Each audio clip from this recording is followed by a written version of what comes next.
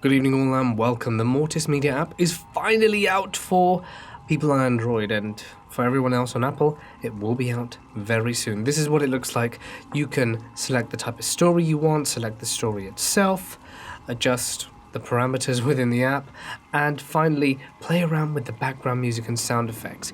Level them, layer them. Play all the sound effects you want. Rain in this case, or any others that you want to throw in, you can do that. It's a lot of fun, and I would really appreciate it if you guys could download it, give me your honest feedback, and leave a review and a star rating. That's all I'm asking, and it would mean the absolute world to me. Tonight we're going to listen to how it would sound like on the app, with a selection of stories and, of course, some nice rain background to keep us busy. But for now, it's time to get comfortable. Don't forget to download and leave that review, and let the darkness take control. I was nearly 13. It was the winter of 2012. Insecure, unsure, and sad. A lot of things were going on in my life that I couldn't really think clearly.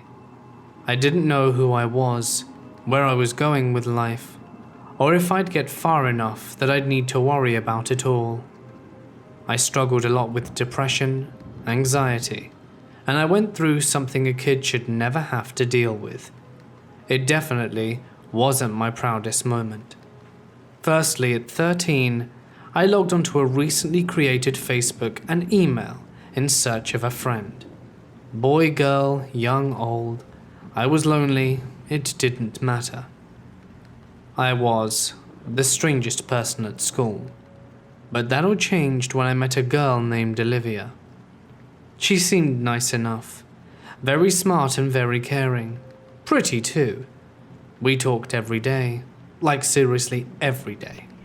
From the moment I woke up to the moment I passed out at night, she would call me after school, before bed, and even overnight.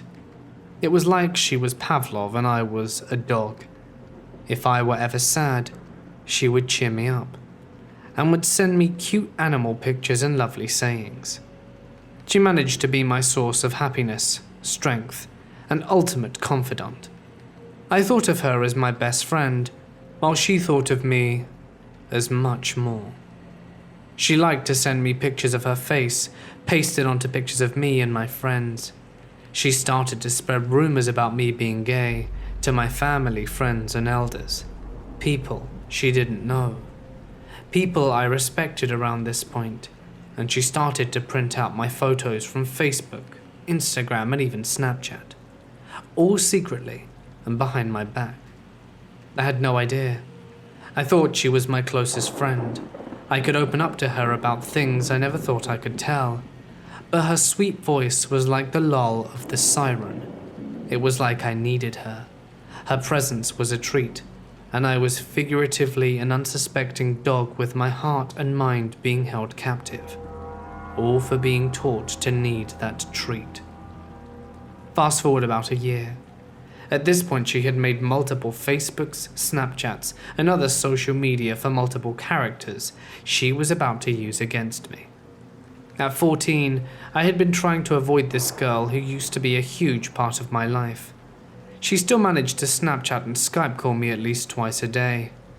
What little friends I had left had finally had enough of her incessant calling and texting, and Olivia wouldn't stop until I was completely alone. She lied to two people I tried to have a long-distance relationship with, which meant having an online-based relationship, just like with Olivia. Both boys had been my friends a couple of months first. They were nice, cute, and caring. I didn't think I needed to ask my best friend for permission to date. Each relationship was at least 6 months apart, but they felt like lifetimes. I managed to get attached to them. I'm very faint at heart. And Olivia managed to use her specially crafted fake accounts to weasel her way into said relationships. She found their Facebook accounts and told them that I was her girlfriend and that I was cheating on her. She let them know how hurt she was. Olivia said she just couldn't be alone. She told them how easy she could swing their direction. She made proof of her own, as Olivia managed to convince both boys that I was evil, that I was a liar and a cheat and could not be trusted. And that was when she started to be involved with them. Olivia was conniving and used her tricks on them. They wanted her, and I lost everyone. I was alone and vulnerable. She knew just how to calm and soothe me. She kept telling me she loved me and that everything would be okay if I just trusted her. Olivia made me believe that I didn't need anyone but her. Regardless of what you think, she terrified me for so long. She would block me, then unblock me, would constantly send me Snapchats of her hurting herself or her crying. Sometimes she would call me to tell me every flaw I had. We had good days and bad days. On the bad days, she would tell me her life was better. On the good days, she was the best friend I ever had. And I let her. But that's not all that happened. She learned my weakness. She listened to when I vented and would use it all against me. I eventually believed that I was no one. Every bad thing that happened to me was my fault, and I had to get used to seeing more of my 4-bedroom walls and my phone than I would of any past friend or family. My life sunk so low that my grades were slipping. I was failing because I was just so depressed. If I didn't have Olivia, I just couldn't manage. I hated her so much for what she was doing to me. But why did I still love her? Why did I feel like she was the only one who got me? Quite a few months after I turned 14, she called my school. She told them I was a risk to myself and that I needed help. I had been hurting myself and was afraid. Consequently, she nearly got me sent away. Although Olivia spared no time to message me right after that apparently her 2-year-old nephew Theo died of cancer. She said that's why she called. Olivia sent me a picture of a cute little dark-haired boy who was sitting on a slide smiling. She just needed me at that moment. Regardless of if I hated her or not, she couldn't be alone. After this, she would often Skype me just to talk about ending it all, but I didn't know who to call. So I clicked off my iPad and went to bed. I couldn't take it anymore. She drained me with needing constant attention. She constantly made me feel paranoid, anxious, afraid, and isolated. She loved me, I thought, my best friend, and wouldn't hurt me on purpose. But I woke up. The hundreds of messages, calls, missed video chats, emails, Facebook messages, and the like. Even pictures of her harming herself. Pictures of admittance in a hospital for nearly taking her life. And it was my fault. At that point, I was spiraling. I was alone. She infiltrated my life and exiled me from my friends and family. My life was over. I blocked her. I blocked everyone that could be her. And I deleted everything, which eventually became my Achilles heel, as I could never receive help because of my mistakes. Coupled with that, I cut myself off any type of device that could have internet. I also started to self-harm. I felt like it was the only way I could control my pain. It was the only thing I could control, and I was dying inside. Explicitly, I had hit rock bottom. It was 2015 and I was close to turning 15. It had been almost 3 years since this all began, and I hadn't heard anything from Olivia since the hospital situation earlier in the year. I was recovering from a suicide attempt that no one had ever found out about. At least, I was trying to recover. I was completely alone. And one day I recover a Snapchat message from an unfamiliar person, asking questions that only sounded like someone in particular. It couldn't be. My stomach twisted, and I couldn't believe it. "What's up?" it said, so nonchalant. I replied with something similar to, "Who is this?" The little dots kept popping up. Whoever this was had a lot to say. Apparently it was Olivia. She was feeling lonely. Her adoptive family had been cutting her off, just around the time her little brother's birthday. I asked for a picture. I didn't know she had a brother. She told me she was an only child. Whenever I checked Olivia's chat, after a few hours since I couldn't have my phone at school. What I saw sent chills down my body.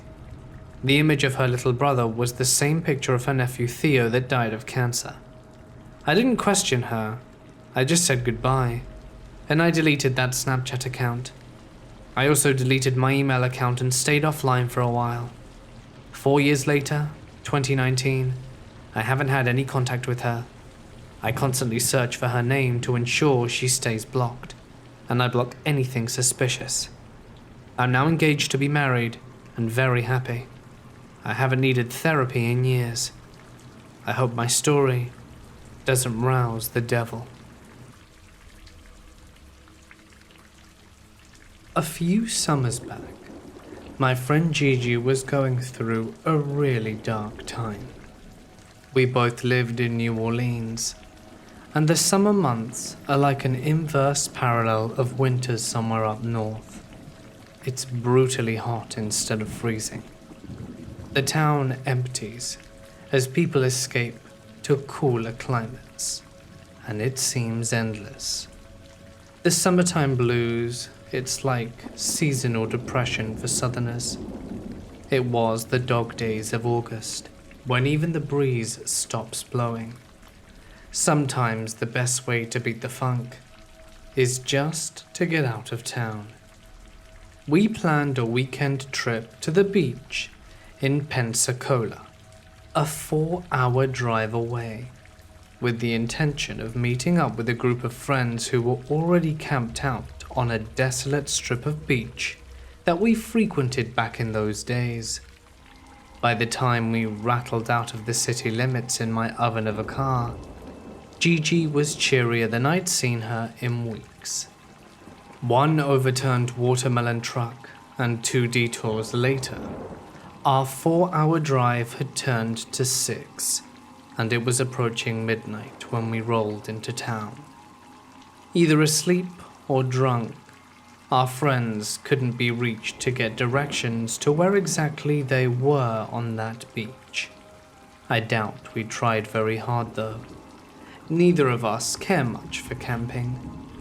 What we did both care for quite a bit was a good old seedy motel. It was strangely hard to find one with vacancies.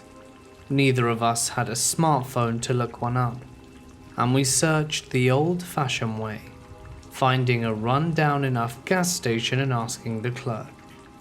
That was how we found the Rat Trap. Weird thing, the guy at the desk didn't want to rent to me at first.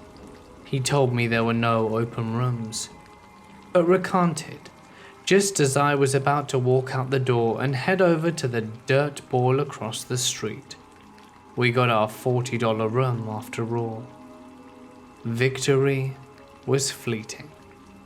Some idiot had been creeping on Gigi in the parking lot while I was checking in.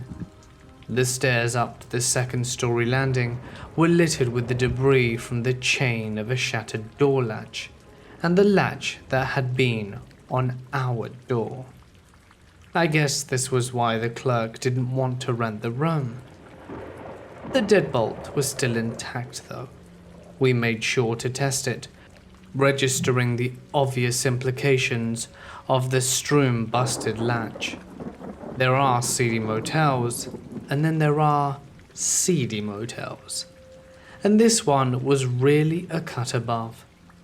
I'm certain we wouldn't have stayed if the bolt lock hadn't been secure. But it was past 1 a.m, and we were beat and poor, and it was our tropical beach vacation, balm for all that ails.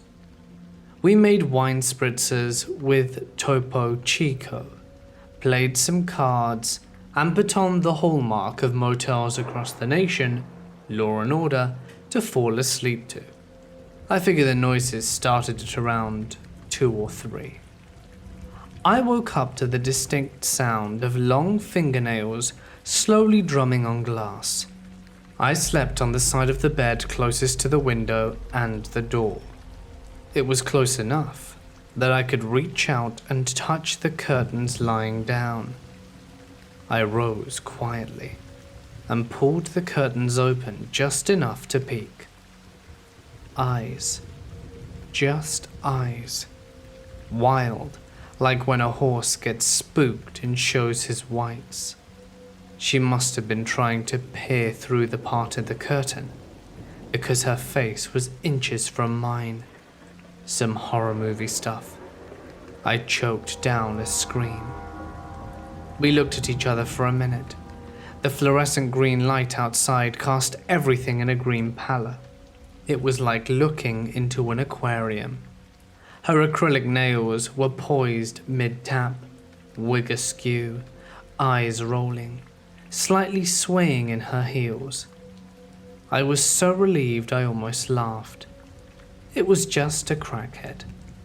I was impressed and pleasantly surprised by the authority of my voice, firm and angry, and not betraying my fear. She was asking for some guy. I can't remember the name. I guess it must have been the guy staying here before. Broken latch, crackhead ladies, everything checked out. I told her it was just me and my friend, and there was no dude. Don't ever do that with your nails on the window. It's creepy, I told her. Her voice was muffled by the glass. She insisted for a minute, like she thought he was there with us, but left pretty shortly, and I went back to bed. I don't know how much time passed, long enough that I managed to doze off. I jolted awake to the sound of the door rattling. Of course it was the same crackhead looking for the same guy as before, saying something to the effect of, "I know he's there with you." But after some back and forth, she was gone again. The only thing was, I could swear I saw her open the door a crack. We checked the lock once more, just to be sure it couldn't open without a key, that I must have dreamt it. And once satisfied, we tried our best to resume our sweet slumber. Third time. I was certain that the door opening wasn't a dream. I could make out a silhouette of a woman with wild hair, backlit in the doorway. I flew to the door, slamming it shut with the force of all my body, and Gigi right behind me, dragging the flimsy card table and chairs to create a barricade, while I held the lock in place with both hands, and the woman outside yelling incoherently the whole time. So, she had a key. All we could do was to shove every stick of furniture in the room against the door, save for the bulky armoire awkwardly blocking the room's closet. She seemed to have given up. We laid back down again, debating trying to make a run for the office to use the phone or ask for help somehow. But delirium and fear won out, and we nodded off, hoping she was satisfied at seeing that her boyfriend, or whatever he was not in our room. The next time the door opened, though, there was a second voice, another woman. This time all hell broke loose. We were screaming, they were screaming, pounding on the door trying to force it open. The second woman kept yelling about needing to get in the room, and that, "We're not gonna hurt you, boo-boo, just let us in," and "Just let us in, and we won't have to hurt you," when something finally clicked in my head. There was something in there they wanted. Drugs, money, whatever. They weren't both pissed off at the thought of some dude cheating or sharing his drugs. Whatever they imagined he was doing to us in there with their addled brains. "Just tell me what you want, and I'll throw it outside." There was a momentary break in the din, and I broke away, frantically looking in every place that I could think of for whatever had been stashed. Under the sink, the chamber of the toilet, air vents, under the mattress, but I came up with nothing. It had been quiet for far too long. I pressed my ear up to the door, listening. The second woman was on the phone, pacing in and out of earshot.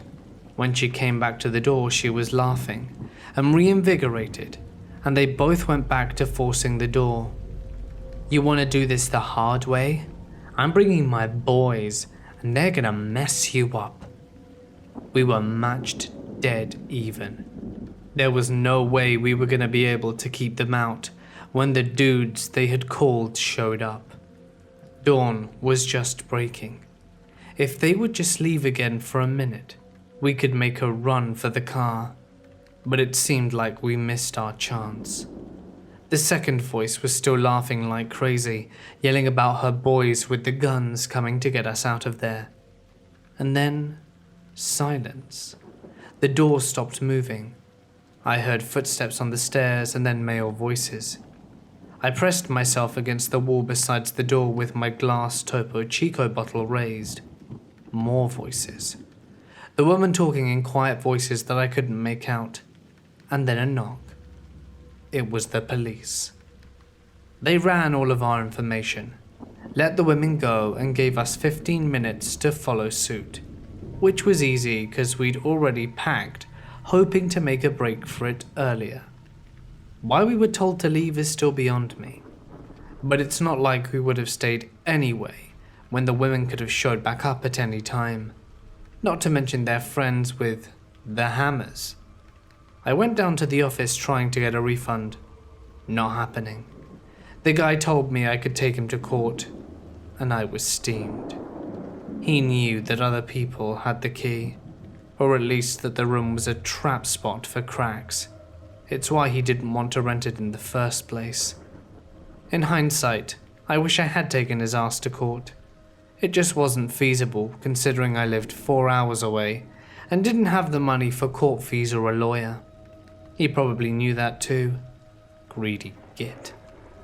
Back at the room, the police had left, and Gigi just wanted to get out of there. As I was grabbing my backpack, I looked at the awkwardly placed armoire, the only piece of furniture that hadn't been shoved against the door. The only spot I hadn't checked for whatever it was they were so desperately looking for. Then, we went to Waffle House. When I was 16, my friends and I had an apartment in the building his parents owned.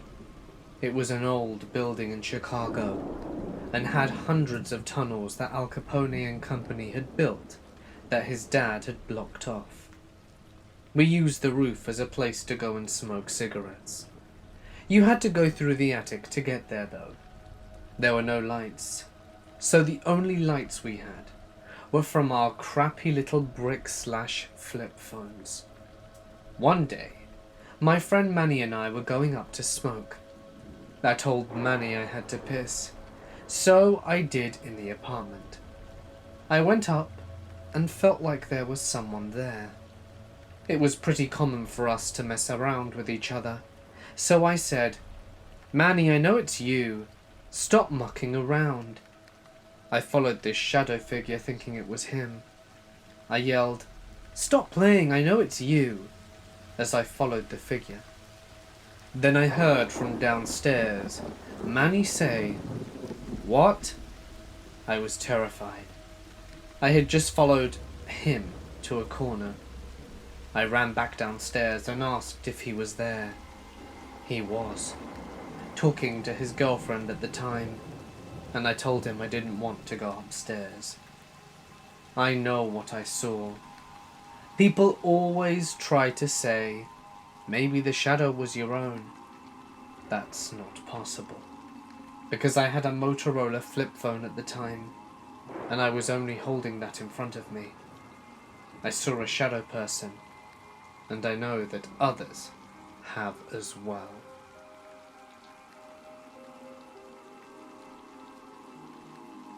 This happened when I was a kid, about 12 years ago. My family and I lived in the back bayous of South Louisiana, and we didn't have a lot of neighbors. So there were long stretches of woods and water with no people around. One day, my best friend and I were playing between our houses. They were about 1.5 miles apart, and we were walking on the main road, which was really a single-lane gravel road, when a large red truck with huge tires and a double-extended cab comes rolling down the road. We knew he wasn't local, because there were only a handful of people living back there, and we knew them and their vehicles by sight. The truck slowed as it reached us, and we were smart enough to back up away from the road, out of arm's reach.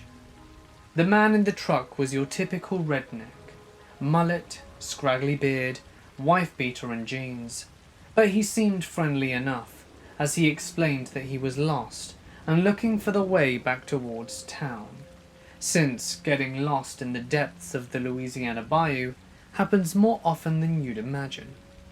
We didn't think much of it. Politely, but from a distance, we gave him directions back towards town. He thanked us, drove off around a curb, and we continued walking. Suddenly we hear the sound of a truck spinning out on the gravel road and revving its engines. We looked at each other, and then heard the crunch of tires coming at us quickly. We broke into an all-out run at top speed. We rounded another curve, and there we saw the wooden bridge that followed over the bayou channel. Without hesitation, we dove over this side and crawled up under the bridge, where it nearly met with the road, huddling as tightly as we could, ignoring the spiders and ants that we were disturbing. The truck came, roared up and got over the bridge, and then turned around and came back. The man stopped on the bridge and got out, coming to stand by the railings. He then walked the length of the bridge on both sides, frequently looking over the edges, and stopped to peer between the slats of the bridge. Fortunately, we were deep into the shadows, so he wouldn't have been able to see us without physically climbing down. He spit, swore, got into his truck and drove off. We waited for a long time before we crawled out from under that bridge. To this day, I'm convinced he had very bad intentions. My parents' house has an attic. My brother and I were always forbidden from going up there, because apparently we were prone to falling down the stairs and hurting our heads. As a child, this is something you'd believe.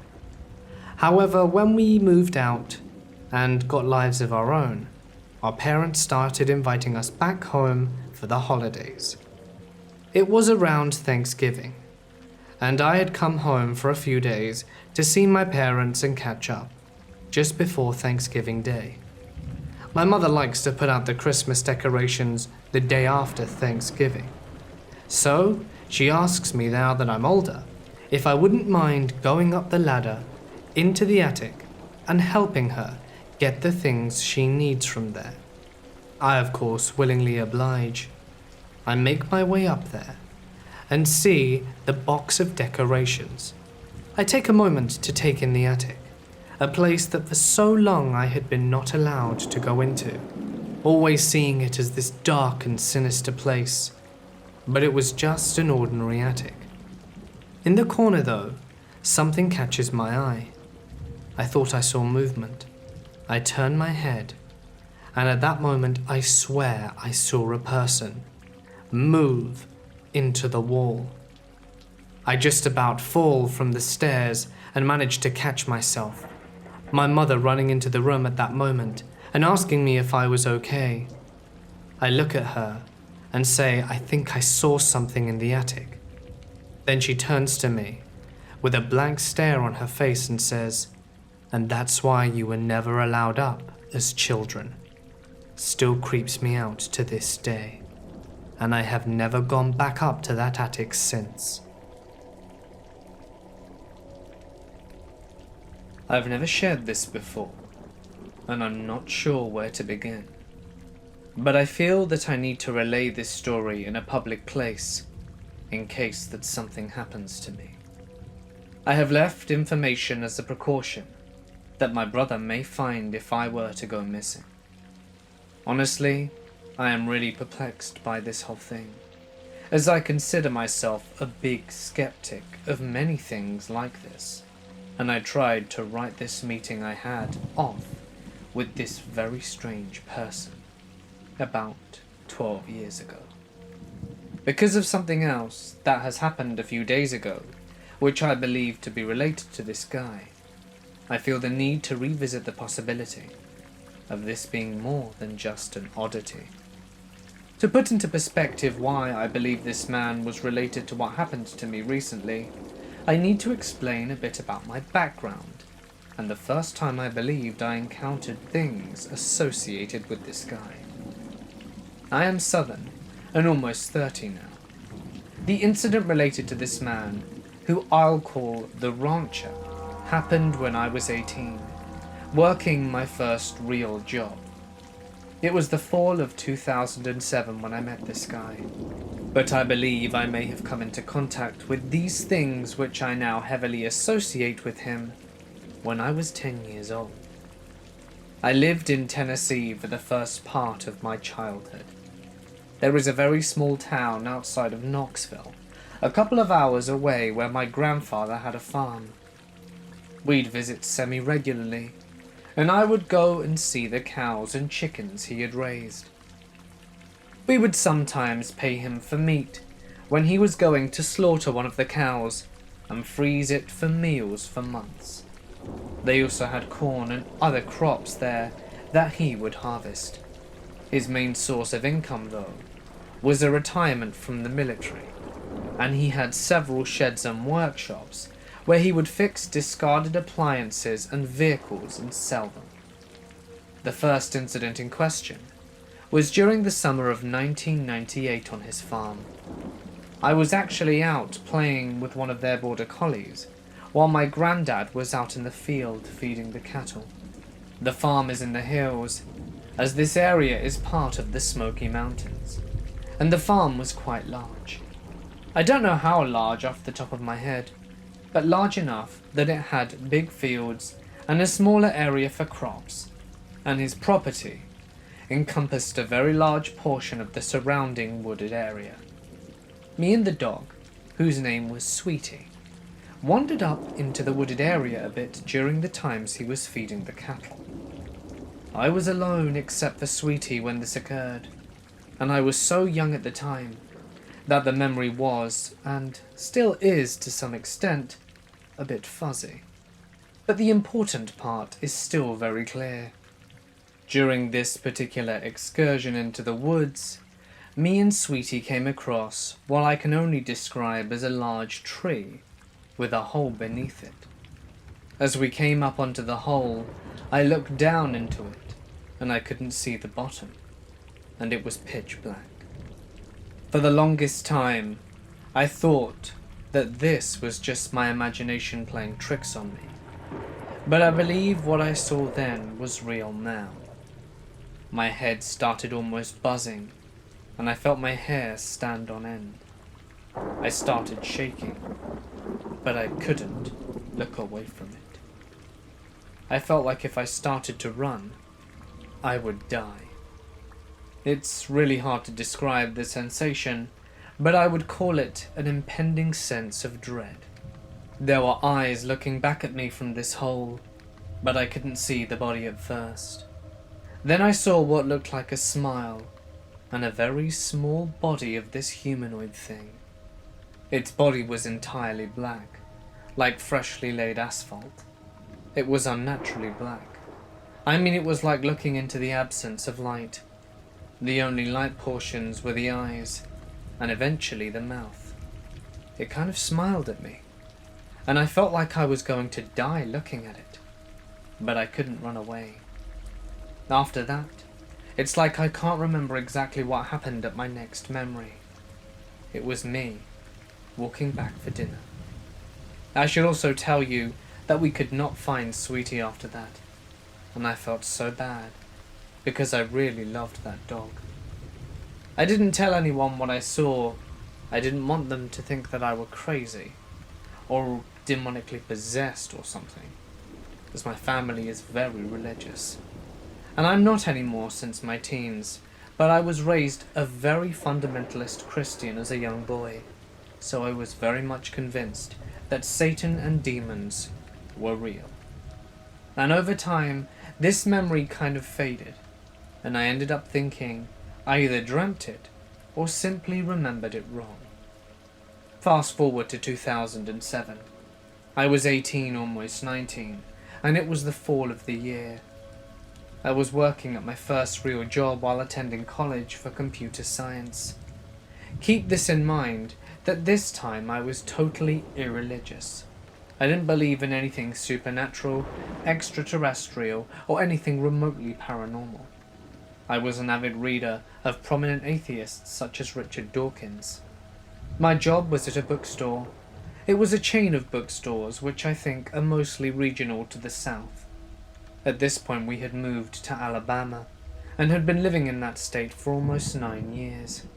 I had actually just gotten a promotion to work at the store's joint coffee shop as a barista, but I also still sometimes worked at the register or did stocking. The first time I encountered this man that I will refer to as the rancher, I was actually working the front cash register. I often worked the late night shift there, which was from 4 till 12. We would start closing at around 11:30, though I did most of that by myself, as it was usually just me and one of the assistant managers and a barista for the coffee shop there that late. It was around 11 p.m, and this guy comes in, and I immediately got this strange feeling about this guy. The reason I'll call this guy the rancher is that he was dressed like a cowboy straight out of a western film or even a rodeo. I had family in Texas, so I had been to rodeos before, and I mean this guy was just very strange to be walking in a bookstore at 11 p.m, decked out in snakeskin cowboy boots, a cowboy hat, and western-looking clothes. I thought at first he was just a tourist or something, and went back to reading. I read books in the evening, because we didn't get a lot of people buying books that late. We mostly stayed open, because there were loads of groups that liked our coffee shop, and I guess they made money off it being open in the evenings. This guy walked to the back at some point for a good 20 minutes. Then I was about to make a closing announcement, as I usually do at 11:30, and he came up to the counter with 4 books. I thought the selection was a very strange mix of material. One of them was a physics book, one of them an automotive manual, one of them something on New Age religion, and the other was about martial arts. I honestly don't remember the specific book titles, because what really stuck out about the event was the guy. I could barely look away from him while I was helping him check out. I started getting this feeling that something about this guy's body was fake. His skin was extremely pale, but not that out of the realm of possibility, but very unusual. He was the whitest man I've ever seen, without being an obvious albino or something. But the other thing were his eyes. They were beady. They almost looked like glass eyeballs. Maybe like he was wearing contacts.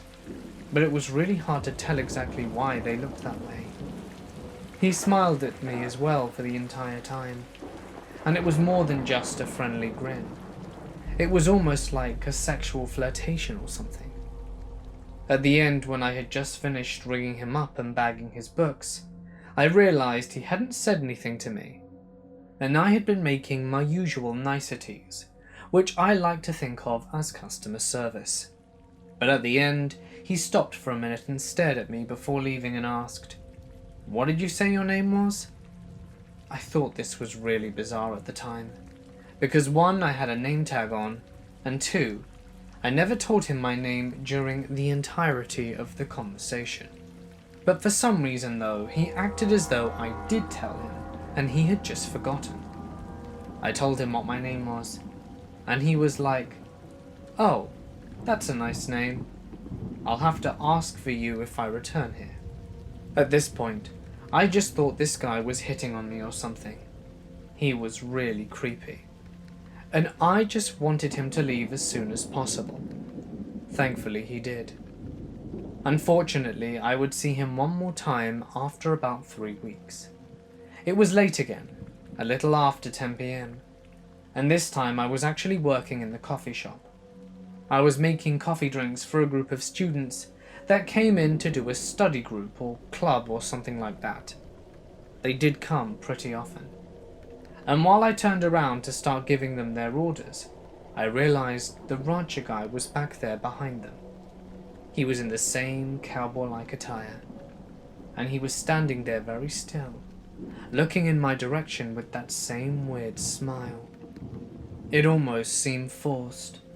I felt this weird sense of dread, and I was reminded of the memory from my childhood, because it was the only other time I had ever felt that type of sensation before. The students left, and he came up and ordered, and he said he wanted a bottle of milk from our mini fridge. I got it for him and he paid.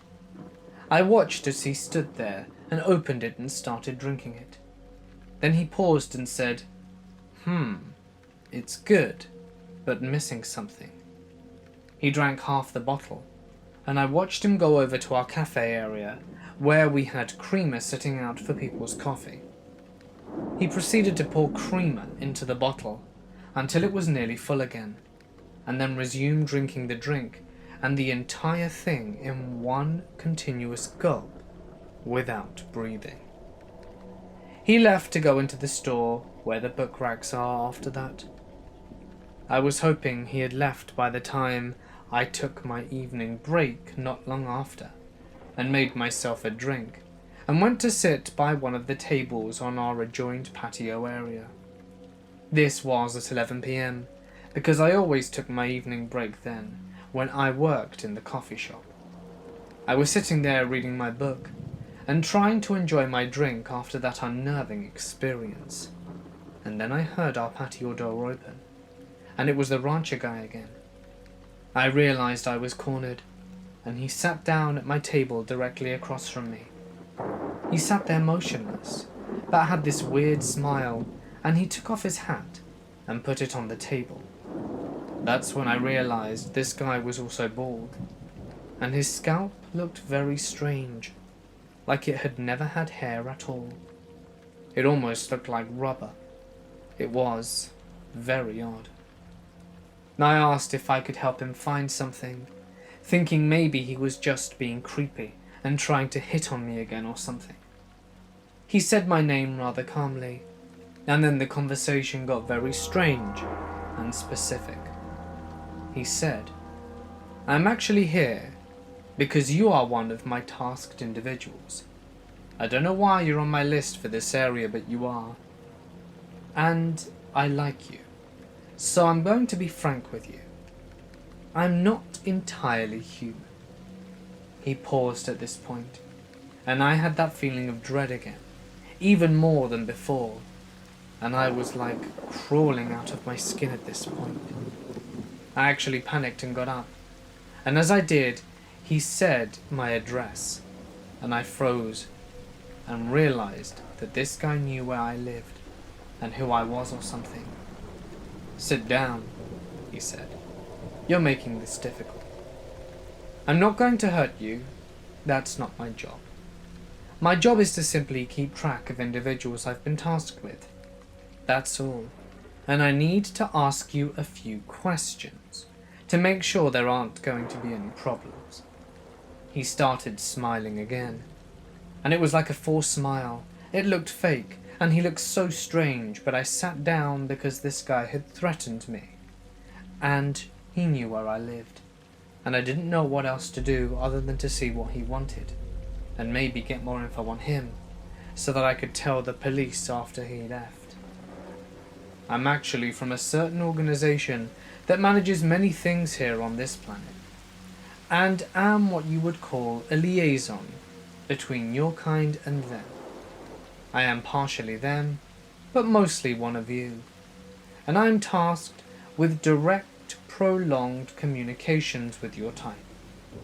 He proceeded to ask me some questions about whether or not I had ever seen anything out of the ordinary, and who I might have told about it.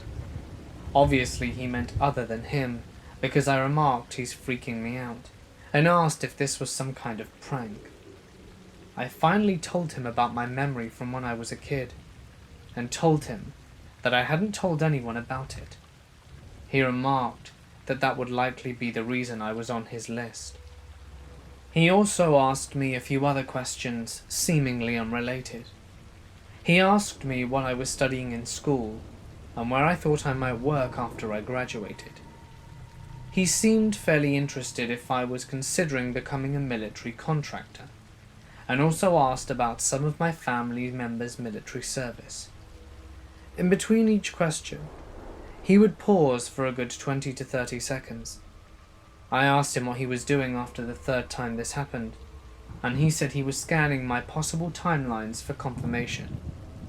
He told me his kind could actually see different spectrums than us, and he was having this conversation with multiple versions of myself. He was making sure none of them were going to become problematic for him, because he hated having to return. After several questions, he gave me that smile that said all done.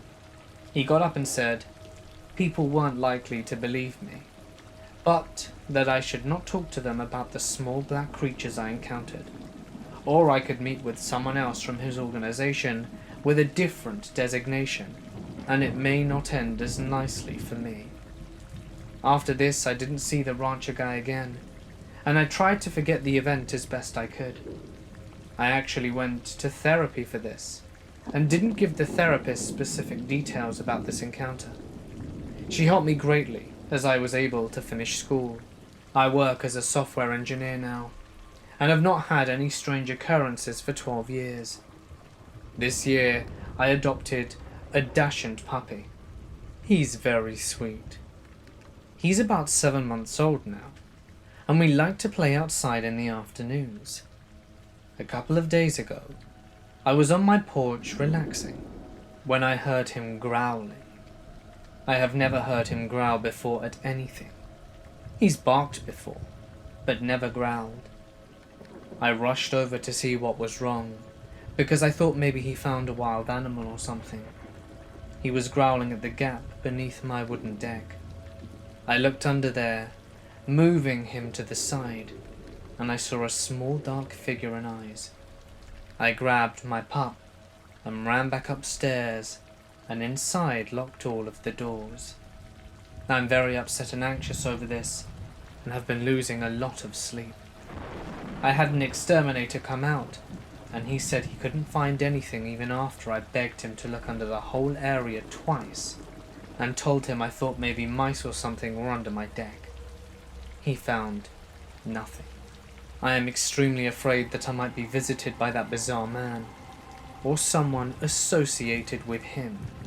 And if for some reason I go missing, I have set an automated delivery message to go to my brother if I am absent for more than a month. Godspeed. I hope none of you have ever encountered this guy or any of his people.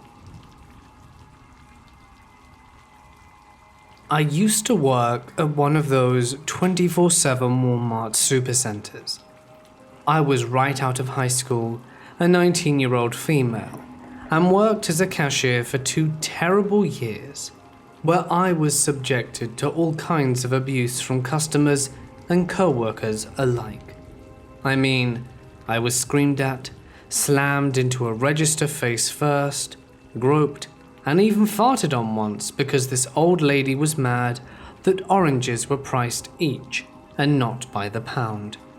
However, the time that sticks out in my head the most is the time a customer tried to follow me home. I had just started my shift, and the second I got onto the register, I had a line of about 10 people long. For some reason, the Walmart I worked at never had enough registers open, so people were usually really angry and impatient by the time they got to me. I get right to work and keep a smile plastered on my face while making the minimal mandatory small talk. Hi, how are you? Did you find everything? Most customers were polite, but not very interested in talking, so it's easy to fall into a bit of a cashier robot mode. I get this guy who only has 2 items, yogurt and band-aids. I ring it all up in record time and neatly bag it up, but the customer doesn't seem to be paying attention. He wouldn't look at me or answer my greetings. His eyes just stared right down at the conveyor belt. Maybe he was a bit zoned out. The conveyor belt didn't look too dirty. I hadn't had a chance to wash it yet because the second I walked over to the register, people lined up. Side note, always bag up your produce. Conveyor belts get really nasty. I told the man his total, which was something like $4.36, and he starts fishing in his pockets for exact change without looking up. Inwardly, I groan, but keep my customer service smile fixed in place while I wait. He is wearing one of those muddy brown denim jackets with lots of pockets. As he rifles through, I keep catching whiffs of stale BO and cigarettes. His hands were pretty dirty too, and all dried out from the cold weather. He dumps out an assortment of change on the counter, still not looking at me, and I begin to count it up. Everything is uncomfortably quiet. I can feel the eyes of every customer waiting in line, boring into me. All except the guy, who was then digging in his pants pocket too. He was about 30 cents short. I let him know once I was sure he wasn't going to find any more coins. It was then that he looked at me, making this scrunched up face. His eyes were very dark brown, almost black, and they pierced right into me, accusingly, as if he thought I was lying or something. While he was watching, I counted everything again. It's only 30 cents. Can't you just give me your employee discount? No, that's against the rules, I answered apologetically. Want to put something back? I wasn't about to get fired for giving someone my discount, which was only 10% if you're wondering. He wasn't the first person to ask for it, but most people pretended they were joking, whereas he was not. No, I want them, he said, glaring at me. I was beginning to wish he'd start staring at the conveyor belt again instead of me. He was making me pretty uncomfortable. If I'd had 30 cents in my pocket, I would have paid it myself just to get this guy to leave. He reaches over to take the bag, but I turned the little bag carousel so that he can't. That was probably a stupid move on my part, but it wasn't like I could let him steal, right? If my register was short 30 cents, my supervisors would be all over me. I know you get a discount. Just plug it in. He completely blows up at this point, but I just shake my head and look at the other customers, probably with a deer in headlights expression. People are watching, but no one does anything. This is just something that's inconveniencing them. Even though I'm actually pretty scared, I'd already started flashing my register lights so that the CSM would come, but they were notorious for taking their sweet time. I'll get a CSM, but it might take a few minutes, I nervously offer. The man just goes off and goes on about how it's not that much and he needs it, with some explicit language thrown in, of course. He leaves before the supervisor comes over, grabbing all of his change and shoving it all into his pocket before stomping off. I was relieved that he was gone and continued working in uneasy silence. Everything seemed to go on as normal after that. My shift ends at midnight, and I managed to clock out on time for once. I didn't have a car and would normally call my mum to pick me up, but she was out of town, and it was too late to call anyone else. So I decided to walk, rather than waste money on a cab. I only lived about 20 minutes away, and I felt pretty safe walking, because you didn't tend to run into other pedestrians at that hour. After a few minutes of walking, I noticed a car that was driving by really slowly behind me. The speed limit was 45, and this car was going at about 10. I got a bad gut feeling, and walked a little faster while trying to rationalize it. It could have been someone who wanted to offer me a ride or get directions. But no. Whoever it was stayed behind me and did not try to pull up next to me at all, even though they were going really slowly. After about 5 minutes of this, the car finally turns off into one of the neighborhoods. I was relieved, but this was short-lived. The driver parks his car on the curb and gets out of the car. Then comes jogging up to me. I realize immediately that it was Yogurt Band-Aid Guy, and he was wearing the exact same muddy brown jacket and was staring at me with those dark eyes. I turn around to begin jogging down the sidewalk, which is still icy, and he just jogs up first next to me. I can actually hear the change jingling in his pockets. He doesn't say anything at first, so I try to run faster without slipping.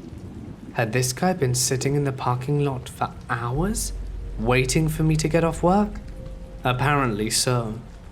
I feel him staring at me and turn my head to look at him while still running as fast as I can on the ice, inwardly thanking my lucky stars that there was fresh gravel laid out, or I probably would have slipped in classic horror movie cliché.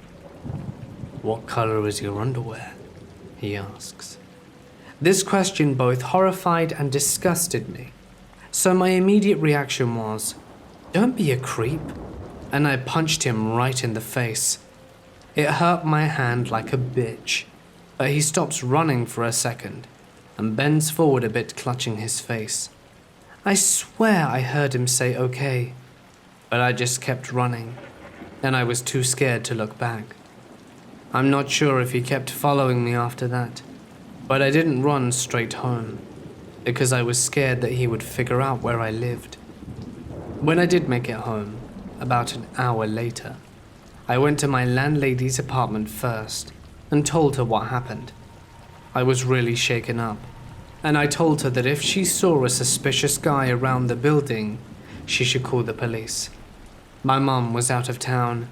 I did still live with her at the time, and she didn't answer my calls, so I watched Disney movies until I calmed down enough so that I could fall asleep. The next day, I told my managers at work what happened, but they didn't care.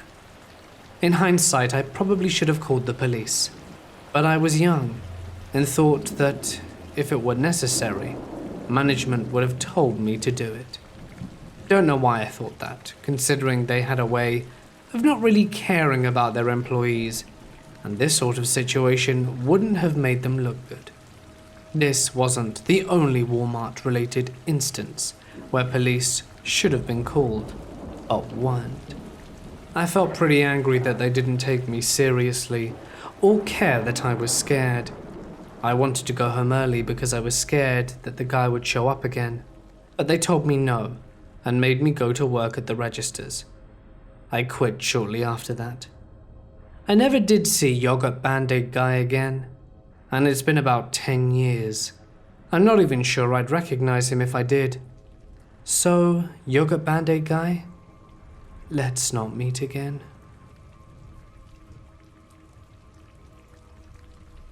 This happened to me over a year ago, at the end of March 2017. And I still can't be alone in my own home. 3 years earlier, I had moved into a house that my grandparents left me before they passed away. I had spent some time renovating and was happy enough with it to move in. My grandparents had rented out the top floor to students and had made it into a small apartment. When I moved in, I decided to let my cousin, who had some small personal problems, move in upstairs, while my fiancé and I used the 2 remaining floors for ourselves.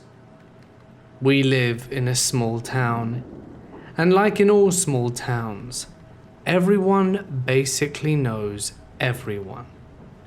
And like most men in our town, my fiancé is a fisherman, and goes away for long periods of time during the winter, sometimes from January to May.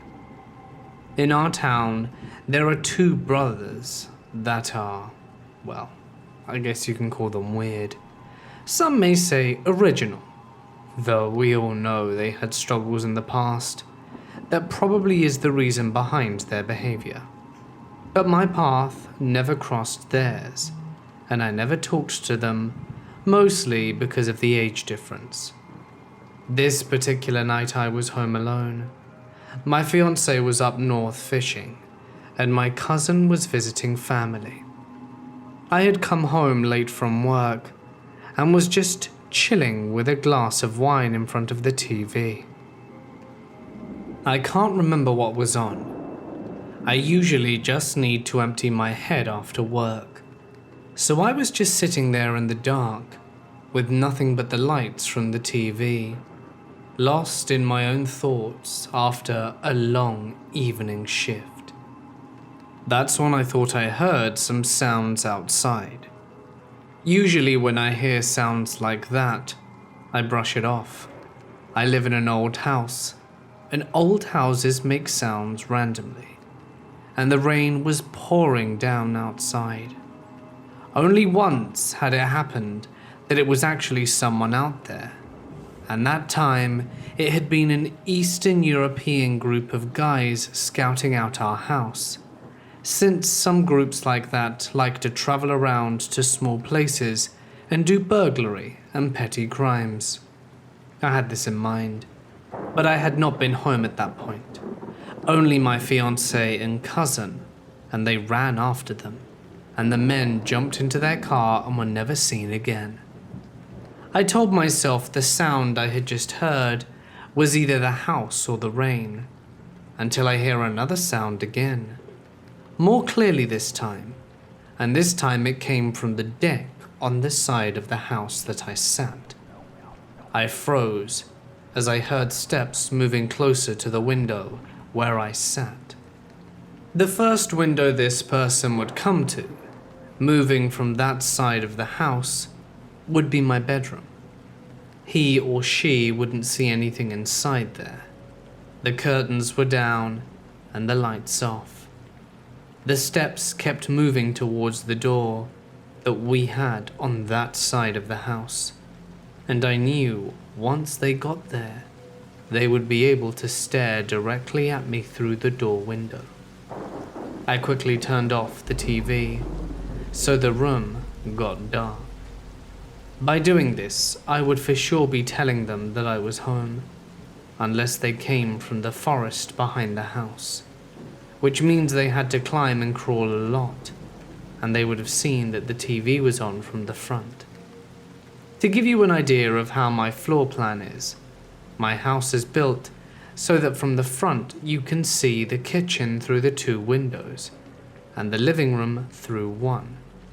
Moving around the house to the back, you have the window to the bathroom, bedroom, and door to the living room. And on one side, you have a couple of big windows into the living room, and on the opposite side, the entrance to the hall. And all around the ground floor, we have a deck. So I sat still, heart beating fast. I could barely breathe while I was hearing the footsteps, now slowly coming closer to the door. The wood on the deck making sounds as the weight of the person pushed down on it. And that's when I saw the big shadow of a man outside the window, stopping and looking in. I stayed still in the chair, and I was sitting, hoping it was dark enough that he wouldn't see me. As he started moving again, I gasped for air. I could hear him walking into my outdoor furniture and stopping. He probably didn't see them in the dark. For a split second, I debated with myself if I should go and turn on the deck lights, but I didn't want to let him know I had seen him, scared of what this person could do. I live in a small town, in one of the most baby-proofed countries in the world. These things were not supposed to happen here. Well, At least I had felt safe up until then. It could have been someone pranking me thinking they were hilarious, but I was not willing to take that chance. I grabbed my phone and ran as quickly as I could to the kitchen and hid under the open counter area. I knew he wouldn't be able to spot me there from any windows if I sat still, and I quickly started dialing my dad's number, figuring it was either him or my brother who could come to help me fast. We share police with a neighboring town, and they are usually stationed here, which means it would take them at least 35 minutes to get to me. Though it was late, my dad was quick to pick up, figuring I wouldn't call him that late if it wasn't important. I whispered quickly into the phone so fast, with such a low voice that my dad couldn't hear me, and I had to repeat myself. "There's someone at the house. He just looked through the window." As I said it for the second time, I couldn't hold back my tears, and I started sobbing. My dad told me to stay put, and that he would be on his way. He hung up, and I can remember how I had wished he wouldn't have done that. I would have felt safer had he have stayed on the line. But I would find out soon enough why he had hung up. I tried to call my fiancée, straight to voicemail, and again, straight to voicemail. I stared at my phone, hoping someone would call, trying to keep out the sound of the footsteps that I could hear coming closer to the kitchen. Then, absolute silence. I held my breath listening, but I can only hear my own heartbeat. Had he jumped off the deck to the side where it was closest to the ground? I waited before I crawled out, and fully peeked out of the kitchen windows. I spotted him walking slowly away from the house, down my driveway. Then he stopped and turned around, looking towards the window where I was sitting. Was he smiling? I couldn't tell because it was so dark and the street lights weren't enough for me to see him clearly, but I could have sworn he was smiling at me. At the same time, my driveway got lit up with lights from a car, and I could see who he was before he ran into the neighbor's driveway and disappeared behind some bushes. I jumped when I realized whose car it was. It was my dad's business partner, John. I ran out towards him. My dad had called him and asked him to go to my house because he was closer. I had never been happier to see him.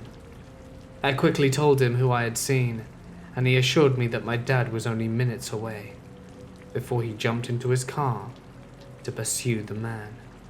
The man I had seen had been one of these brothers that we all find weird. The one known to be a schizophrenic drug addict. But why had he been outside my house? He was not known to burgle people's homes. My dad came and called the police, who came and took my statement. John came back and said he had not been able to spot him, and that he probably ran into the forest on the other side of my neighbor's house. The police couldn't arrest the guy since he hadn't done anything. Scaring the living shit out of me was not a big enough crime. But they knew who he was and promised to talk to him and tell him to stop scaring people. As for me, they told me to call if he ever did it again. I didn't stick around to see if he came back that night. I packed some things and stayed over at my parents' house until my cousin returned 2 days later. Sadly, this was just the beginning of something that would last for almost 4 months. A week or so had passed since the guy had lurked outside my house. I was busy working and didn't have much time for anything else, though I had the episode fresh in my mind every time I went to bed. That Friday after work, I was going to have some friends over for food and game night, so I stopped by a store to get some groceries. As I stepped out of my car, I could see someone from the corner of my eye, mostly because this person had bright red and pink clothes on. As I turned to walk in, I saw him. He was on a bench and looked at me with a smirk on his face. The chills I got were indescribable. I walked as fast as I could into the store and grabbed the things I needed before I hurried back to my car. I couldn't see him anymore until I left the parking lot. He was standing with his bike behind a building, peeking around the corner. As I passed him, our eyes met for a split second before I stepped on the gas to get away. That same night after my guests had left, I went to bed and was laying in my bed checking my Facebook, Snapchat, Twitter, and Instagram. The whole routine before going to sleep. I heard my cousin unlocking the front door before locking it, and heard him walk upstairs to his apartment. At least I knew he was home, and I could finally go to sleep. I must have been half asleep / half awake when I heard someone knocking on the windows in my living room. My heart was beating so fast in my chest that I froze, and it quickly went from knocking to pounding. I was sure this person would break in the window soon enough, and of course the first thought that hit me was that it was the same guy, and he was back. Had he seen me at the store, and he was back to terrorize me? Then the knocking moved to my bedroom window. While knocking, he started shouting, "Open up. I know you're home." I was so scared, I couldn't even describe how afraid I was. He repeated the sentence while slamming his hands against the window. I'm not religious, but at that moment I was praying to all kinds of gods. I slowly picked up my phone about to call my cousin, when my cousin texted me. Just pretend that you're not there, and he'll go away. That's when I understood that the guy that was out there was there for my cousin, which meant that my cousin would have met them at the local bar or wherever he had been. I wrote back a short F you to my cousin. The guy outside my window, however, just kept going. He knocked on all my windows and rang my doorbell for 10 to 15 minutes before it got quiet. I went out to the kitchen in time to see him leave, and when he was under the streetlight, I could see it had been the brother of the first guy. The day after, my cousin told me he had met him at a party, and they had argued and had followed him home. I do believe that my cousin was lying though. My cousin has an on and off relationship with drugs, and this was within a period that he was on. My guess is that he had gotten some drugs from the guy, and he didn't want to pay for the whole amount. What happened the day after makes me even more sure about this, because the same afternoon he was back. He rang the doorbell, I opened it, and it was after I opened that I knew who it was, or else I probably wouldn't have opened it in the first place. He asked for my cousin. He said my cousin owed him something, and I told him my cousin lives upstairs and that he had his own doorbell. I also knew my cousin had just left. That's why I told him. Before he left, I got tougher than that. Tougher than I'd ever been before or since. I took a deep breath and let him know it wasn't nice to knock on people's windows during the night, and that he scared me. He actually said he was sorry, and that he wouldn't do it again. Fast forward 2 weeks. I was out on my daily run with music in my ears, and not really thinking about much, or not really paying attention to anything but the road in front of me, when I had to stop to tie my shoelaces. As I got up, I could see this guy from the first night, standing at the top of a hill with his bike, and he was looking at me. I got back up and started running again, but this time I looked over my shoulder, and to my surprise he was already getting closer to me. I took a route where I knew there would be more people, but it was a bit longer, and after changing directions I looked over my shoulder again, and he was closer still. I begged that I would see someone I knew so that I could stop and talk to them and let him pass. But when he was right behind me, I had still not seen a soul. Fortunately, I saw a man out walking his dog and stopped straight in front of him. I said I thought his dog was cute, and he let me pet it, and the guy passed us on his bike. But I could see that he kept looking at me over his shoulder, all while he had that crazy smirk on his face. The man with the dog asked if I was okay. I didn't want to sound paranoid, so I just said yes. I couldn't see the stalker or his bike anywhere, but I still decided to run back and take my original planned route.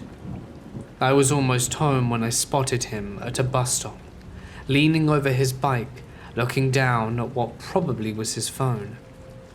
I crossed the street and looked over my shoulder to see if he saw me.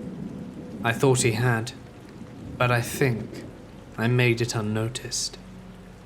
Still, I locked the door behind me as soon as I was inside, but when I was in the kitchen getting something to drink, I could see him on his bike slowly moving as he passed my driveway, looking into my house before disappearing behind some trees. I went to take a shower after that. I just needed to relax and wanted to surf the web for a little bit. When I went to check my Facebook, I could see I had a new friend request. Guess who it was? Him. I have no idea how he found my name on my Facebook. But as I said before, I live in a small town, so it wouldn't have taken him a long time to find out who I was. He might have even read it on my mailbox. I did not add him as a friend though. A few days later, while I was at work, I got a message on my messenger. It said that someone had asked to send me a message. Of course, it was him again. Declined. He tried to get in contact with me over Messenger for about a week, until I blocked him. After this, I came home one day to a note on my door. All that it said was add me on Facebook. And his first name and made up last name. I think it was Bond or something like that. I saved the note and later handed it over to the police when the stalking got too much. His brother never came back to the house, but one time the both of them were walking behind me when I was out walking with some friends. They were just staring at us. His brother also once asked me why I didn't want to add them on Facebook and why I didn't talk to his brother. I never replied to any of them. I finally got my cousin to tell them to chill on the stalking, and this is when it went from bad to worse, with daily visits from at least one of them, but mostly the first guy. I think the brother might have showed up to where I was about 3 times. The first visitor started hanging around outside my office, my gym, my house, and anywhere I was really. It got super intense. Of course, I started telling people more about this, and all of them told me to contact the cops, which I did. I gave them all the notes and messenger messages, and told them about the stalking, and said I had witnesses. They promised me that they would keep an eye on him, and told me that it was not the first time he was doing these things. That didn't calm me down at all. Why couldn't they just get him some help? So this stalking that he did went on for another month, and it seemed like he just enjoyed the attention the police gave him, because the day they told him to stop, he just came back in for an extra time. Finally, my fiancée returned home from work, and the two of us were out at a restaurant eating one night. I had of course told him all about it, and as we were about to leave, we saw the guy staring at us, standing outside the restaurant. My fiancée went straight out to the door and over to him. I didn't hear everything that was said, but I heard my fiancée telling the guy that he would put his boot up to where the sun doesn't shine if he ever saw him around me again. After that, the guy only stalked me about 3 times. My fiancé is a strong dude, but I don't know if it was that or the guy just gave up. I just hoped it would stay that way even after my fiancée left for work. Fortunately, it did. I haven't seen them since, and I still would rather never meet them again. I live in California, and when I was 18, I left the country for the first time. I graduated high school a couple of months early, with a 4.0 GPA, so my aunt and uncle took me on a trip to South America to celebrate. I was dating someone at the time who isn't particularly important to this story, but it does come up later. Anyway, we went to 5 different countries, and we were gone for a total of 2 months. My aunt and uncle were in their mid-20s, and the legal drinking age in South America is 18. So when we weren't sightseeing and spending days on end traveling by bus, we were partying. We were staying in hostels, and luckily, they were all super nice, and the other people staying there were also so lovely. We made a lot of friends from our stays, and some of them we actually ran into again in other countries. For anyone who hasn't stayed in a hostel, they're mainly comprised of multiple rooms with bunk beds, shared bathrooms, and a common room. So, we get to Buenos Aires, Argentina, and check into our hostel. Me, my aunt, and my uncle were bunking in a room with this German couple who were very nice. One night, my aunt, uncle, and I went out drinking. Had fun, danced, listened to music, ate great food, the works. When we returned, the German couple were asleep in their bunk beds, so we decided to go into the common area so that we wouldn't wake them. Our door opened into the common area, so it was pretty easy access to our room. We were sitting at the bar drinking, and I started talking to this guy. He was tall, a big dude, and had these long dreadlocks, and appeared to be in his 30s. Now I was just having a friendly conversation, but this guy, I suppose, took it as a little bit more than that, and he began asking me if I wanted to go on a walk, or if I wanted to go to the roof with him. Then he started touching my leg. I moved his hand and said, "Sorry, I have a boyfriend." He laughed and said, "A boyfriend? You need yourself a Peruvian." I laughed a little bit and just responded, "Oh, no, I'm okay with my boyfriend." He then said something along the lines of, "Well, if your boyfriend really cared about you, he wouldn't have let you come to South America without him." At that point, I kind of just made it obvious, or at least I thought I did, how uncomfortable I was, and decided to go to bed. I told my aunt and uncle I was going to the room, and said goodnight. I was laying in bed for a few minutes when the door opened, and someone walked in. I assumed it was my uncle, and didn't turn around, when all of a sudden, my covers lifted, and someone got into bed with me. I turned over, and it was the Peruvian. Usually in situations like this, my fight or flight is always on fight. But being drunk, 5'3", and with a guy being much bigger than me, I froze. He started smiling and pulled himself closer to me. I just started saying, "No, no, no," and hoping to wake up the German couple. I don't remember what he said to me.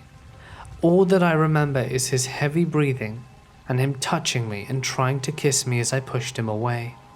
Finally, I told him, "No, stop, get out," and I began kicking him. He got out of the bed, buckled and zipped his pants, and snuck out. I never even noticed that he had undone them. I sat there shaking in bed for a minute before I finally got out, cracked our room door open, and very quietly started calling for my aunt. She was laughing and talking to someone and told me to hold on, clearly not reading into the situation, but that's not her fault. My uncle saw me though, and came into the room and asked what happened. I immediately burst into tears and told him before he stormed out of the room. The next thing I hear is a bunch of yelling in the common room before my aunt and the hostel manager fly into the room and turn the lights on. I was just standing there crying, and my aunt hugged me. The manager asked me if I was okay, and who it was, which guy. So I told him and he walked back out. In this, the German couple had woken up to all the noise and were very confused, and they felt terrible that they didn't hear me begging this guy to stop. After a few minutes, all the yelling stopped, and it was silent. My uncle and the manager come back into the room and tell me the guy wasn't even a guest at the hostel. He had somehow made his way in past the front door. There was a lock and key to get in that only guests had. They kicked him out, and the manager profusely apologized to me. I guess when my uncle left the room, he started screaming and looking for the guy. When he found him, he was just standing there with a group of people laughing and drinking, like he didn't just sexually assault a teenager. I think my uncle got physical, and that's when everyone started yelling and the manager had to get involved. I don't think I slept at night after that. I get chills just writing about this. I know what happened wasn't okay, but I'm lucky it didn't go further than it did. I hope that guy never did anything like that to another woman again, and I do hope to never meet him again. When I was 13, I experienced the ghost of my grandmother. She died in her sleep while taking a nap on the living room couch. Afterwards, according to my father and grandfather, every now and then they would hear her make the trip from the bedroom to the kitchen and open the refrigerator door, a trip she made many times when she was alive. At first I thought my father and grandfather were making this up, having fun at my expense. A couple of years after she passed away, my father and I went to spend the weekend with my grandfather. My father and I slept on the living room couch as it opened into a double bed, the same couch that my grandmother died on. My grandfather left the house to go to a next-door neighbor's house to play poker. My father and I went to bed in the living room. My father went right to sleep. I laid awake reading a magazine. After a while, I heard the noise of the back bedroom door being pulled open. I heard the sound of shuffling feet, and I heard the creak in the floor directly in front of the bathroom doorway. I heard more shuffling feet. Then I heard the fridge door being pulled open, and I heard the sound of glass bottles in the fridge door clinking against each other. Back then, they were still putting soft drinks in glass bottles. Feeling thirsty, I decided to get out of bed and go join my grandfather in the kitchen for a cold drink. I go into the kitchen, only to find myself alone. I was puzzled. I could have sworn I heard my grandfather walk from the bedroom into the kitchen, open the fridge, and then I remembered my grandfather wasn't home. He was over at the neighbor's house, and he hadn't come back yet. Then I remembered my grandfather and father's ghost stories. Then I got scared. I raced from the kitchen into the living room and leaped over my sleeping father into my side of the bed. Then I went to sleep. I don't know how long I slept for before I woke up with a start and a feeling of paralyzing fear in my body. I was frozen. I was lying on my right side, and it took a while for me to work up the courage to turn my head to my left. My head was covered by my blanket. There was a shadow being cast onto my blanket. The shadow was the outline of a head and shoulders of a woman with a beehive hairdo.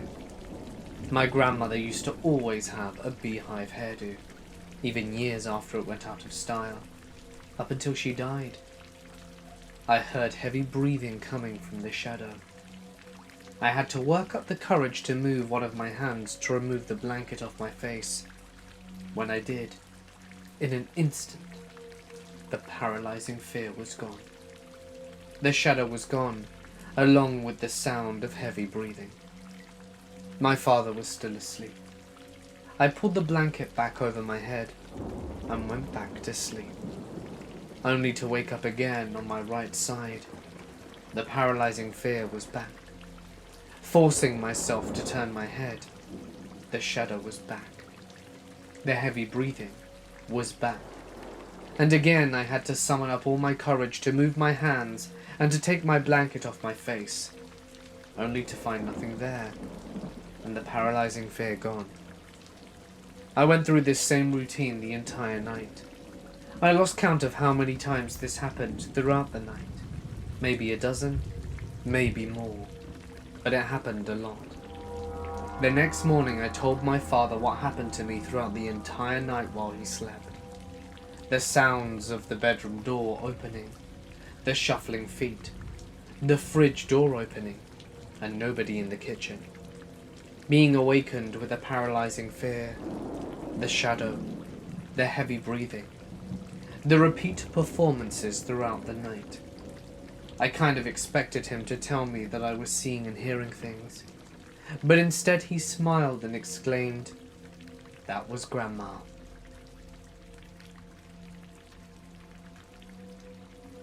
I used to live in a very small town that was predominantly safe for kids. It only had some drug issues.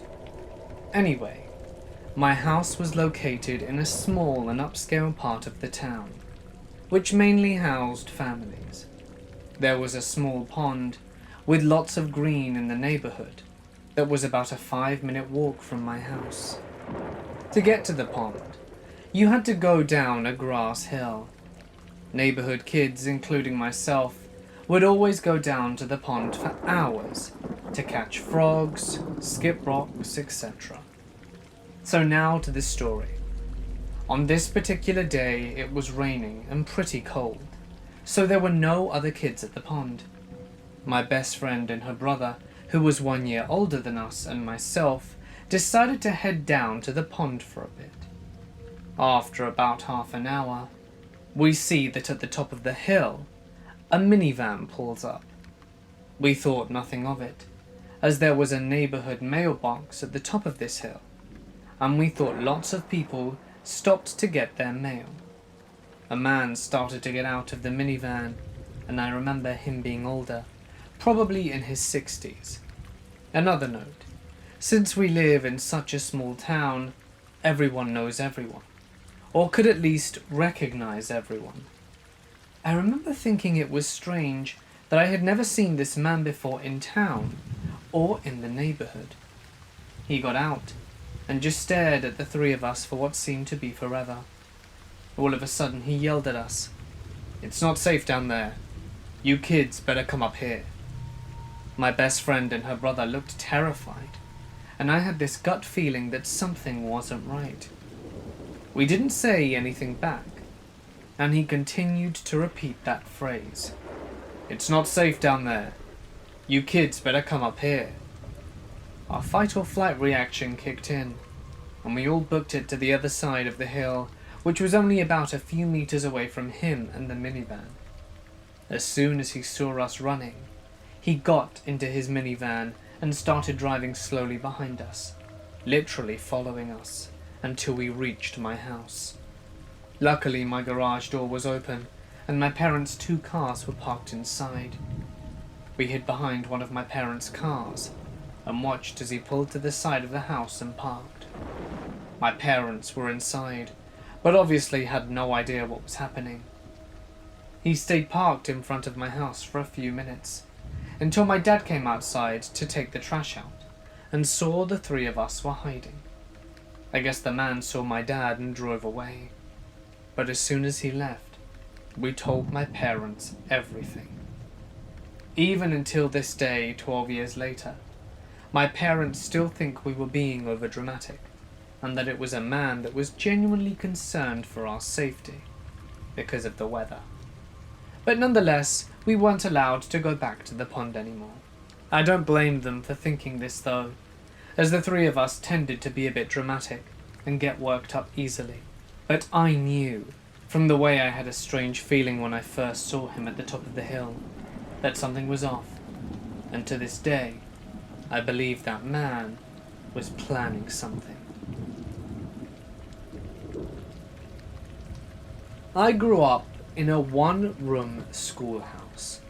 My great-aunt's husband's family had owned the whole hillside, a massive farm, and what became my house had been grain storage, and then the schoolhouse. It shows up on a map in 1844. I haven't been able to track it beyond that. Anyway, when it was a school, one night, a young pupil tried to break in, probably part of a bet or dare from his friends. The window he'd pried open came down on his neck and broke it instantly. Many moons later, on my 17th birthday, I had 5 or 6 girls over for a party, and we got out the Ouija board. We immediately got a barrage of messages. I remember we had to grab a notebook because we couldn't keep up with all the letters. The board told us a story about a 12-year-old boy, and then said that the boy had always watched out for me, because my smile reminded him of his sister Gertie's smile. The board asked me to go into the library. It's just a walk-in closet where I keep too many books, nothing fancy, and asked me to open the window. I walked into the library and immediately got so scared I had to run back out. I researched my house for a school project soon after, because I wanted details. The boy had died at aged 12, and his sister's name was Gertrude. Every time I grab a book, I apologize for not opening the window, but also, I'm really kind of mad at the boy/ghost, because if he's real, he said he'd watch out for me. But my mum was a mean drunk, and her paedophile boyfriend lived with us for 7 years. Honestly, I'm not entirely sure how much I really believe in any of it, but I always can't help but apologize to the boy who's in the library.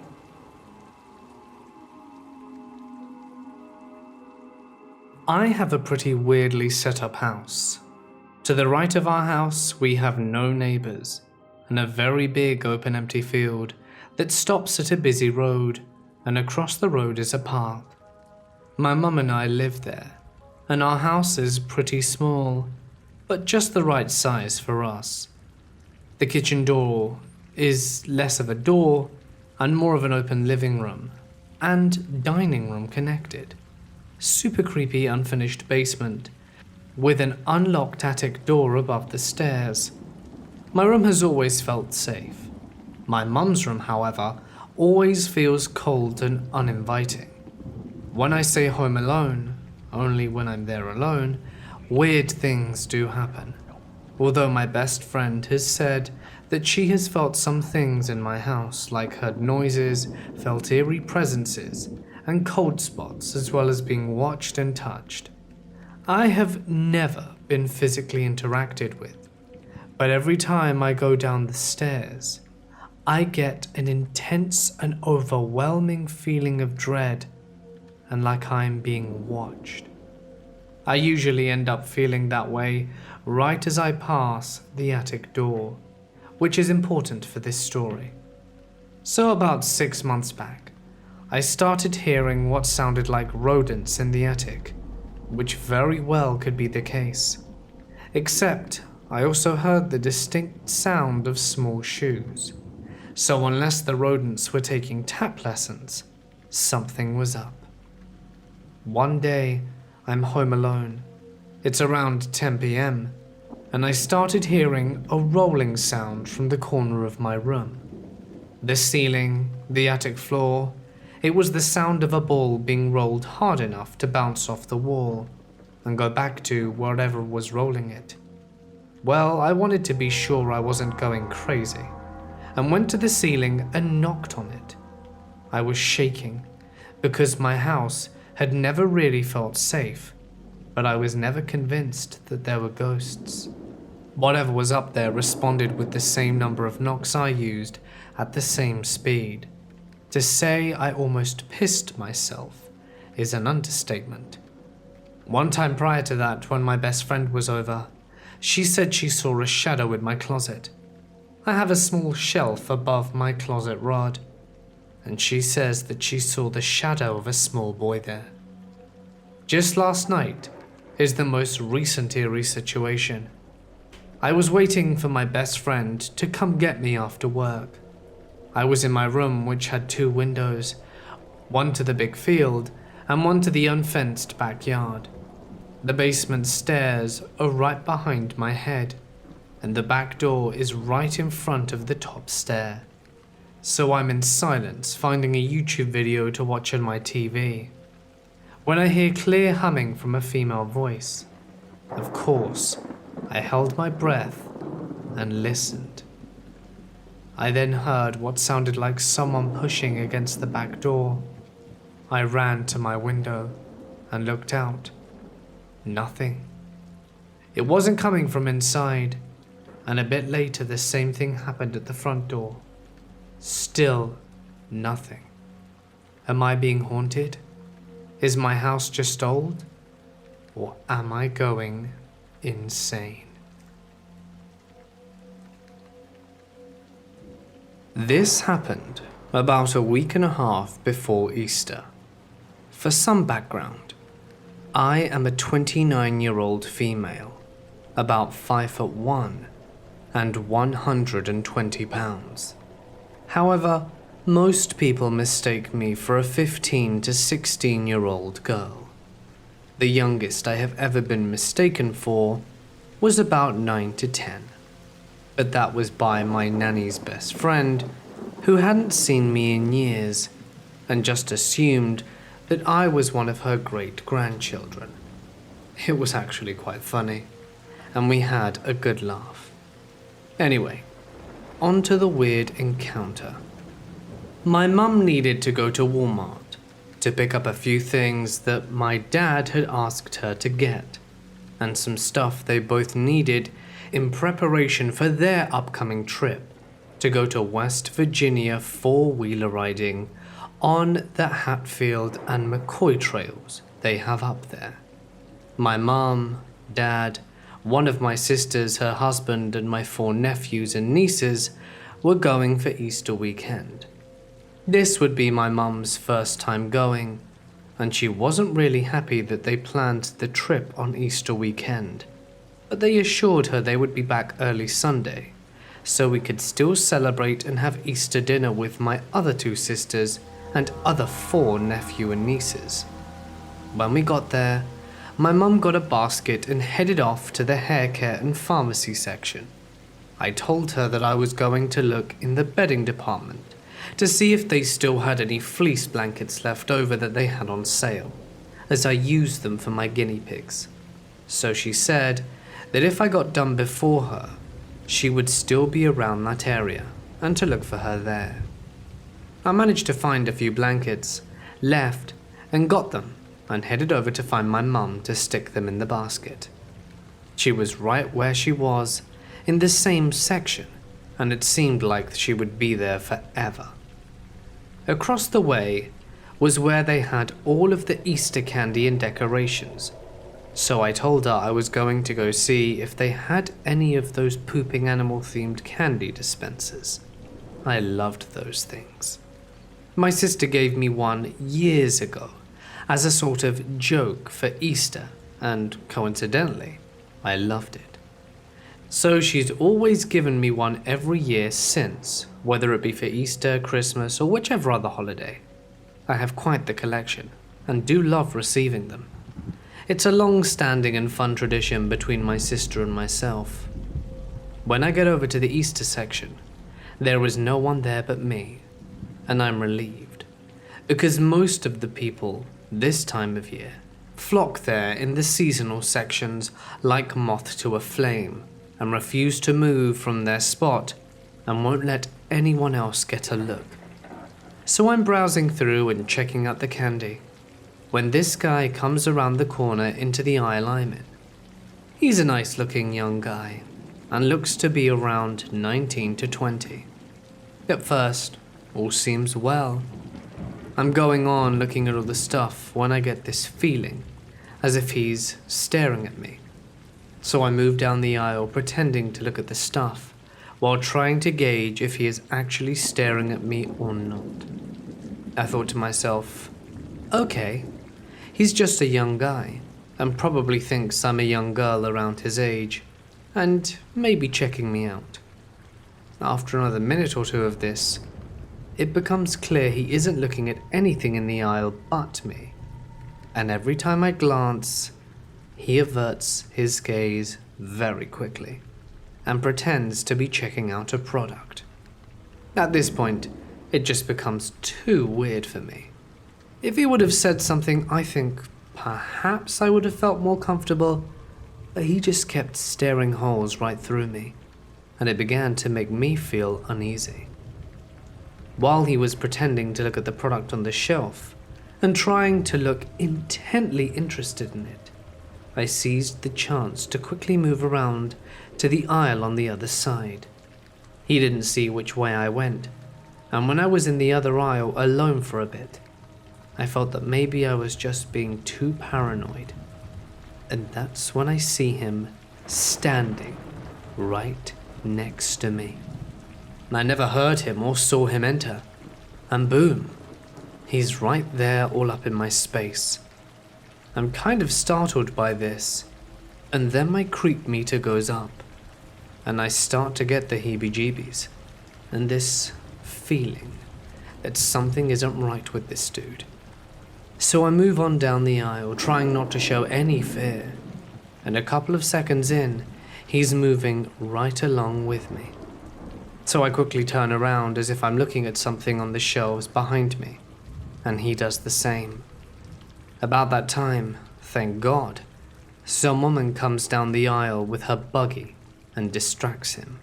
More like, startles him. So I move to a different aisle. I'm there for a bit before he finds me again, and he slowly starts inching his way closer and closer to me. He's wearing a hooded sweatshirt, and as he gets closer, he starts putting his hands under his shirt. It sounds like he's fiddling with his belt buckle, all the while stealing glances of me.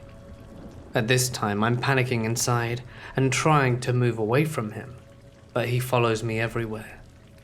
I look him straight in the face, and he is just staring blankly at me, all the while still doing whatever it is he's doing under his shirt. About that time, both the women from the other aisle and my mum come in, and I am so relieved. My mum tells me that she's going to the food department, and I say that I'll go with her. At that point, I wasn't about to go anywhere by myself in that store with that weirdo on my heels. As we leave, he is acting all normal, as if he wasn't doing anything creepy, and picks up a bag of random candy and walks out to the other end of the aisle. Finally, I feel relieved, and that I'm in the clear. So on the way to the food section, I remembered I needed to stop by the pet department and get my dog Otis a bag of his favorite treats. So my mum continues on to the drink aisle, and as I pick up a bag of dog biscuits, I look to my left, and to my horror, the guy is there again. I'm thinking to myself, what the hell? Has he been following me this whole time? And now he's got me here alone. Again. At this point, I'm really wishing we had come to Walmart when it was rush hour and the place was packed like sardines. At least I wouldn't find myself so isolated and alone in the aisles with this creepy dude. I get my dog treats and walk as fast as I can out of the aisle and head quickly to the drink section where my mum said she would be. Thank God she is there. I stick my treats in the basket and decide that I'm not going anywhere else alone in this store. Throughout the whole entire time we were there, he was in every single aisle we went in, just staring me down, and looking for any opportunity when he might find me by myself again. But I never gave him the chance. We got our stuff and went to check out. He tried the checkout 2 lanes away, in hopes of following us, I suppose. But the little old lady in front of him picked up something that didn't have a price tag, and she held up the line. He couldn't go anywhere else, and by that time we were finished checking out and got the hell out of there. As we were loading the car with stuff, I saw him come out of the front door and just stand on the sidewalk, scanning to see where I'd gone. But he never saw me, because I hid on the other side of the car, and he gave up. I told my mum all about it on the way home, and she agreed with me that he was acting stalkerly and in a stalker-like manner, and that he very well must have thought that I was about a 15 or 16-year-old girl, all alone. We know what his intentions were if I had been that age and alone. He may very well have followed me out and tried to abduct me. But who knows? And I hope no one ever has to find out. I have always enjoyed the paranormal for entertainment, but kept with me a healthy dose of skepticism when it came to real-life stories. Growing up, my mother was very much into the supernatural, or anything paranormal. Psychic, ghost, the afterlife, you name it. This instilled in me from a very young age a skeptical outlook on things of this nature. Instead, I would learn how psychic and paranormal experts fake evidence or cold read, and things of this nature to basically debunk my mum. Although I was always entertained by her stories on some level. She would always tell me my stories about my supposed gift to communicate with ghosts from a young age, and how my family members refused to babysit me because I creeped them out too much. I also have a lot of memories of being young and strange, unexplainable and downright creepy, with strange things happening to me all the time.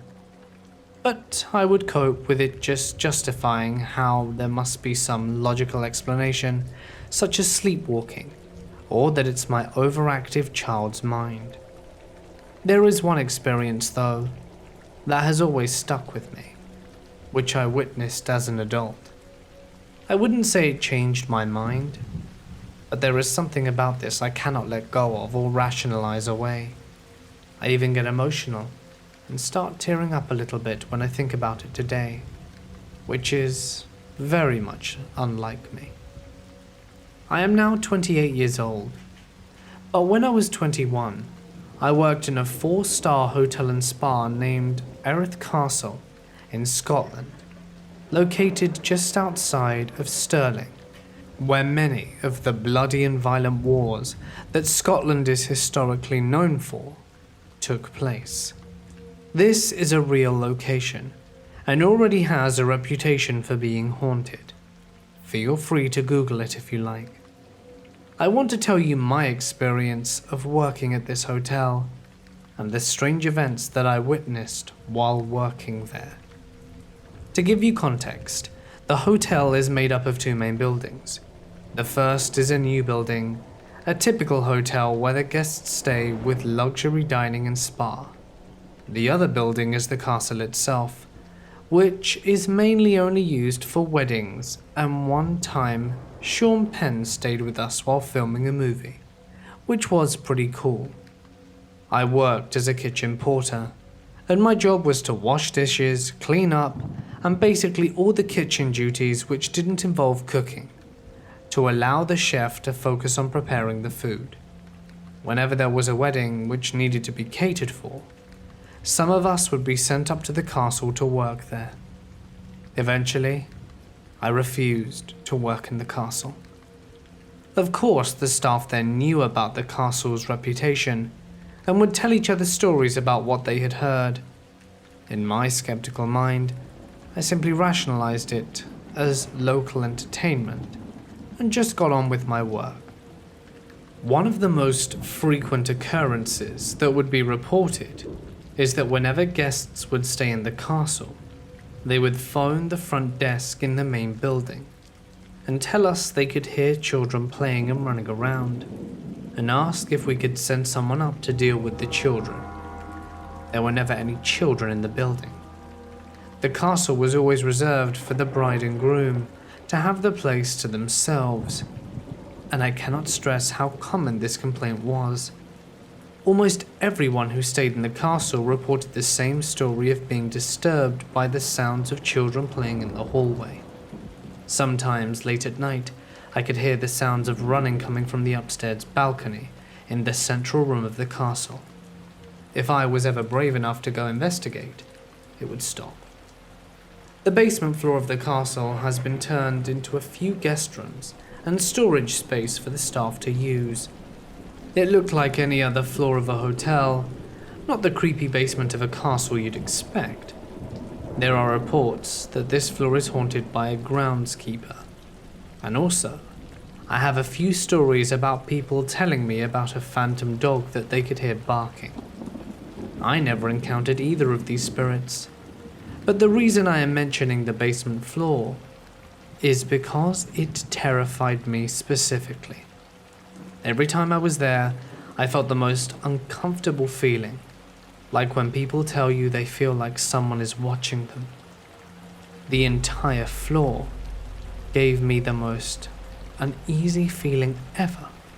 It would be like someone was breathing down my neck, or I was surrounded by something. I was never able to go down there without feeling stiff and having the most awful sensation of dread overcome me. It's hard to put into words, but I hated going down there. If you stand outside the castle facing it, there is a dining room just to the left of the entrance on the ground floor. In this room, there is an enormous painting of a woman. I forget who she was, a wife of the commander or something who lived there. This painting was also especially creepy. She has such a stern look on her face, which I guess was common from that era and style. Very regal looking. There were a lot of unexplained noises that came from the area this painting is located in, like knocks and bangings. One time, a group of us was standing in that room, commenting on how depressing the painting looked, only to be interrupted by a slow scratching noise that went all the way from the top to the bottom of the 10-foot-high walls the painting was standing on. Odd castles like this do not have hollow walls, not like a loose piece of stone could have been falling inside or anything, which was my first thought. We could not figure out where that noise had come from. My most frightening moment inside that castle happened one night during a wedding.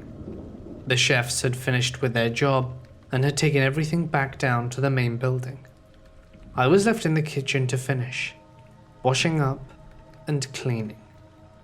The guests had left, and the bride and groom were, well, it's not my business what they were up to. They were the only people in the castle, and there were a few remaining waiters and staff there also in order to just help finish tidying up. I went out to this side door to the castle to have a cigarette. Let me take a second to describe the layout of the kitchen for you. The southwest corner of the kitchen was the entrance to the kitchen. The southeast corner was the washing up area where I was working. The northeast corner was a passageway to a small room where we kept plates, cutlery, and had a walk-in fridge. When I came back into the room, after finishing my cigarette, I could hear someone working in the back room, moving cutlery around, stacking plates, and the normal sounds of someone else working. So I paid it no mind and got back to washing the dishes. After a few minutes, I heard the working sounds from the other room stop, and the room fell silent for a while. It sounded like nobody was moving, which I thought was strange. Another piece of information that you need to know is that me and one of the girls I worked with at the same time would play this game where we would try to creep up on each other and scare the other person. When the sounds of working stopped, there was an unusual silence. I figured, aha, that's the girl. She's about to try and jump scare me. My plan was to continue working like normal, and when she jumped out to try and scare me, I would be there as cool as a cucumber saying, "Nice try." I waited for a full minute, and she never jumped out. I waited for a second minute with still nothing. Thinking she was just really committed to this joke, I went to investigate. I walked into this room, and no one was there. I cannot describe how hard my heart jumped when I walked into the room to find no one there. I started questioning my own sanity and freaking out. I definitely heard someone working back there for a good 30 to 60 seconds before it stopped. The workstations the chefs used formed kind of an alley that you had to walk through to get out of the kitchen. No one could have left the kitchen without walking directly by me, washing dishes. And since I was on high alert, I definitely would have noticed someone leaving. The incident really freaked me out. I had to leave the building for a while and really didn't want to go back to finish my shift. Another time, I was working in the same kitchen, and the night security guard had come through looking confused and told me to follow him. This security guard also had more than his fair share of creepy stories. While walking around this building at night, he took me through a room at the back, which had a small bar and was used to entertain the wedding guests sometimes. This room wasn't in use that night, and he asked me to tell him if I could smell anything. Upon stepping into the room, I was immediately hit with an overwhelming smell of cigar smoke. He insisted nobody had been using this room, and the guests left a while ago. Apparently this room was previously used as the aforementioned commander's study, where he would draw up battle plans and spend time alone. Since I was normally working quite late, I knew this night security guy pretty well. We talked about the creepy stuff we had both encountered in the castle, and he was insistent that it was not just stories. He began telling me of his stories and how common they occurred. After all, he was the guy who had to go checking the castle every time a guest complained about the children, and he told me his encounters were so frequent and unignorable. He had begun to do deep research into the history of the castle and its previous inhabitants. Apparently there were 2 children who had died in a fire, and they're the children of the woman in the painting in the dining room. Their nanny had run back into the building to try and save them and was also killed by the fire. The night security guy told me he had personally taken a photograph of the castle, and in one of the upstairs rooms, slightly left of the entrance, you could clearly see him. Although shaken from other strange experiences, my rational, skeptical mind was still there. He was a tall, slim man in his 40s, spent a lot of time alone walking around the castle and investigating disturbances constantly. I figured he might have been exaggerating or making it up for a good story show, but the next day he brought in the photos to show me. In the upstairs window, just like he said, were the 2 children, and as well as their nanny, looking directly out of the window. It was clear as day. I don't know if that man still works there or not, but he owns a picture that will give you the creeps, and hasn't seemed to have put it online, as I looked. If anyone from Erith Castle reads this, or hears this, and a man matching that description still works there as a night security guard, tell him I'm looking for the picture, and send it to me. Once he showed me this photo, that was the last time I was ever in that castle. Every time a wedding has happened, I would refuse to cater for it. I'm not going. Someone else can. I was eventually fired from that job because the manager would frequently fall out with me about this, but I honestly didn't care. I never wanted to go near that place again. Despite keeping my skepticism, I admit there was something about that place that just wasn't right. I will remember that job and that castle until the day I die. Just thinking about being back there gives me the creeps. My grandmother always claims the pub her and my granddad used to own was haunted. They lived in the house that came attached. One night, her and the kids went to bed early, while my granddad tended the bar to closing time. She heard chatting noises from the kitchen and assumed it was him. The next morning she asked him what he was doing in the kitchen the night before to make such noise. He said he never went near the kitchen that night, and that he went straight to bed after closing. Another night, my uncle, who was a young child at the time, told my grandparents that he saw someone atop of the stairs in the house. They weren't the only ones to be creeped out. No one has owned the house for very long after selling it. My mum went there to visit it for the first time in years recently. The bar owner said none of the staff will stay late, because they have claimed to see strange things or felt things that are weird. The owner herself won't live in the house because it creeps everybody out. This happened to me back in 2007. I was 9 years old and my brother was 14. My mum had sent us out of the house with about $30 to go see a movie and maybe get a bite to eat afterwards. After watching the movie, it was getting pretty dark, and I was ready to go home. My brother wanted to get something to eat first, and we agreed to walk to McDonald's, which was only a couple of blocks away from the movie theatre. On our way there, we were stopped and approached by a man. He had a friendly smile plastered on his face, and he was holding his child's hand.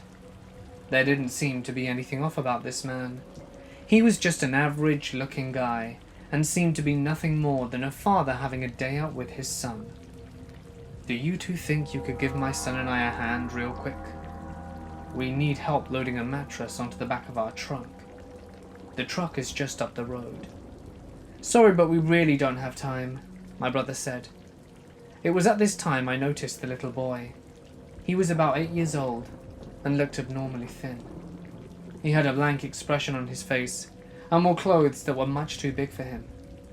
I turned my attention to the man, who was now mumbling to my brother about how it would only take a few seconds.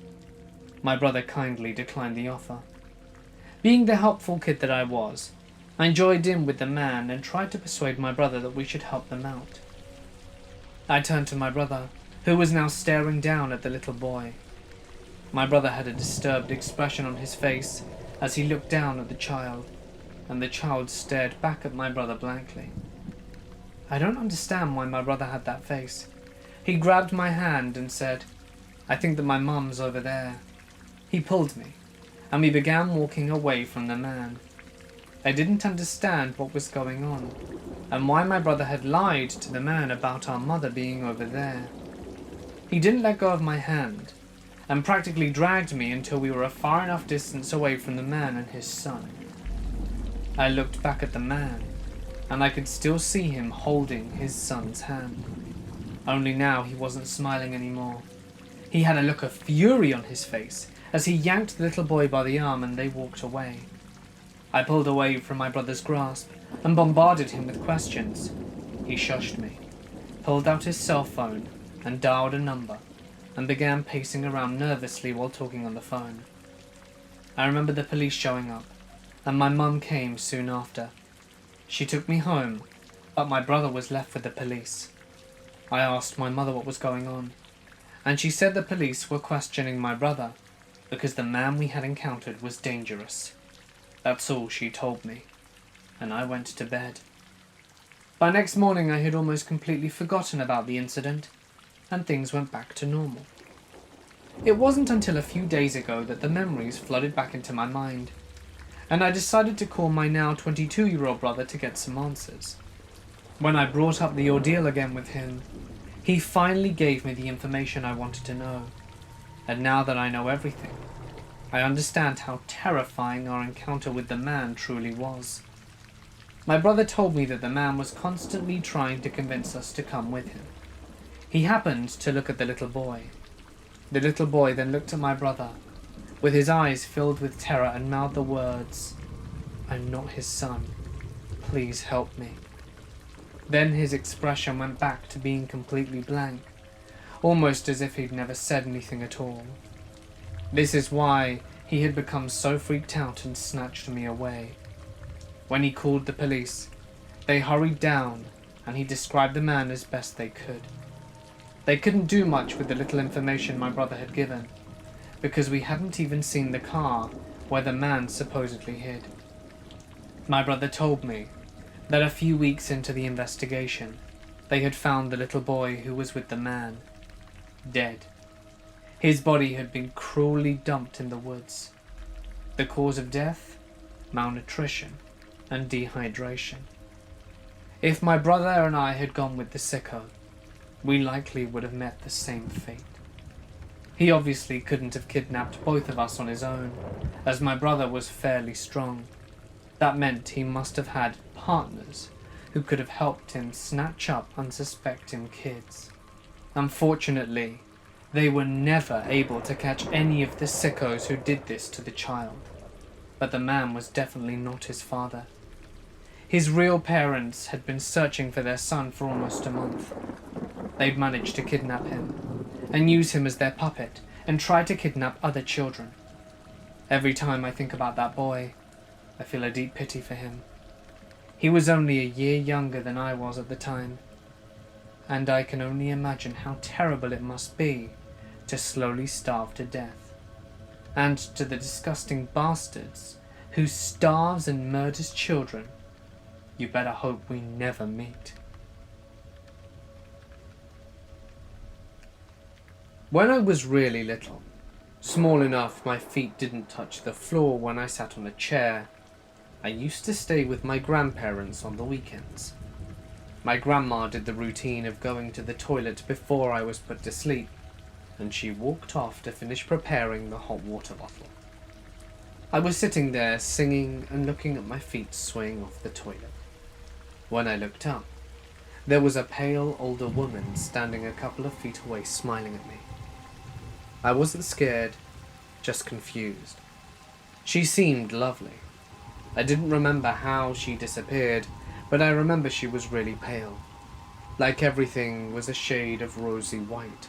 As typical grandparents do, all but essential lights were off, so the hallway leading off the toilet was quite dark. But I remember, it was like she was standing in her own soft light. My aunt had passed that year, and I'd only met her a few times in my short life. I'm not actually sure if we were related or not, but she just adored me. She was a very vivacious woman even at 80. She'd embraced the 60s and refused to act her age. I think maybe it was her, or the echo of her saying goodbye. Strange little memory. It could have been a dream, but it feels quite real.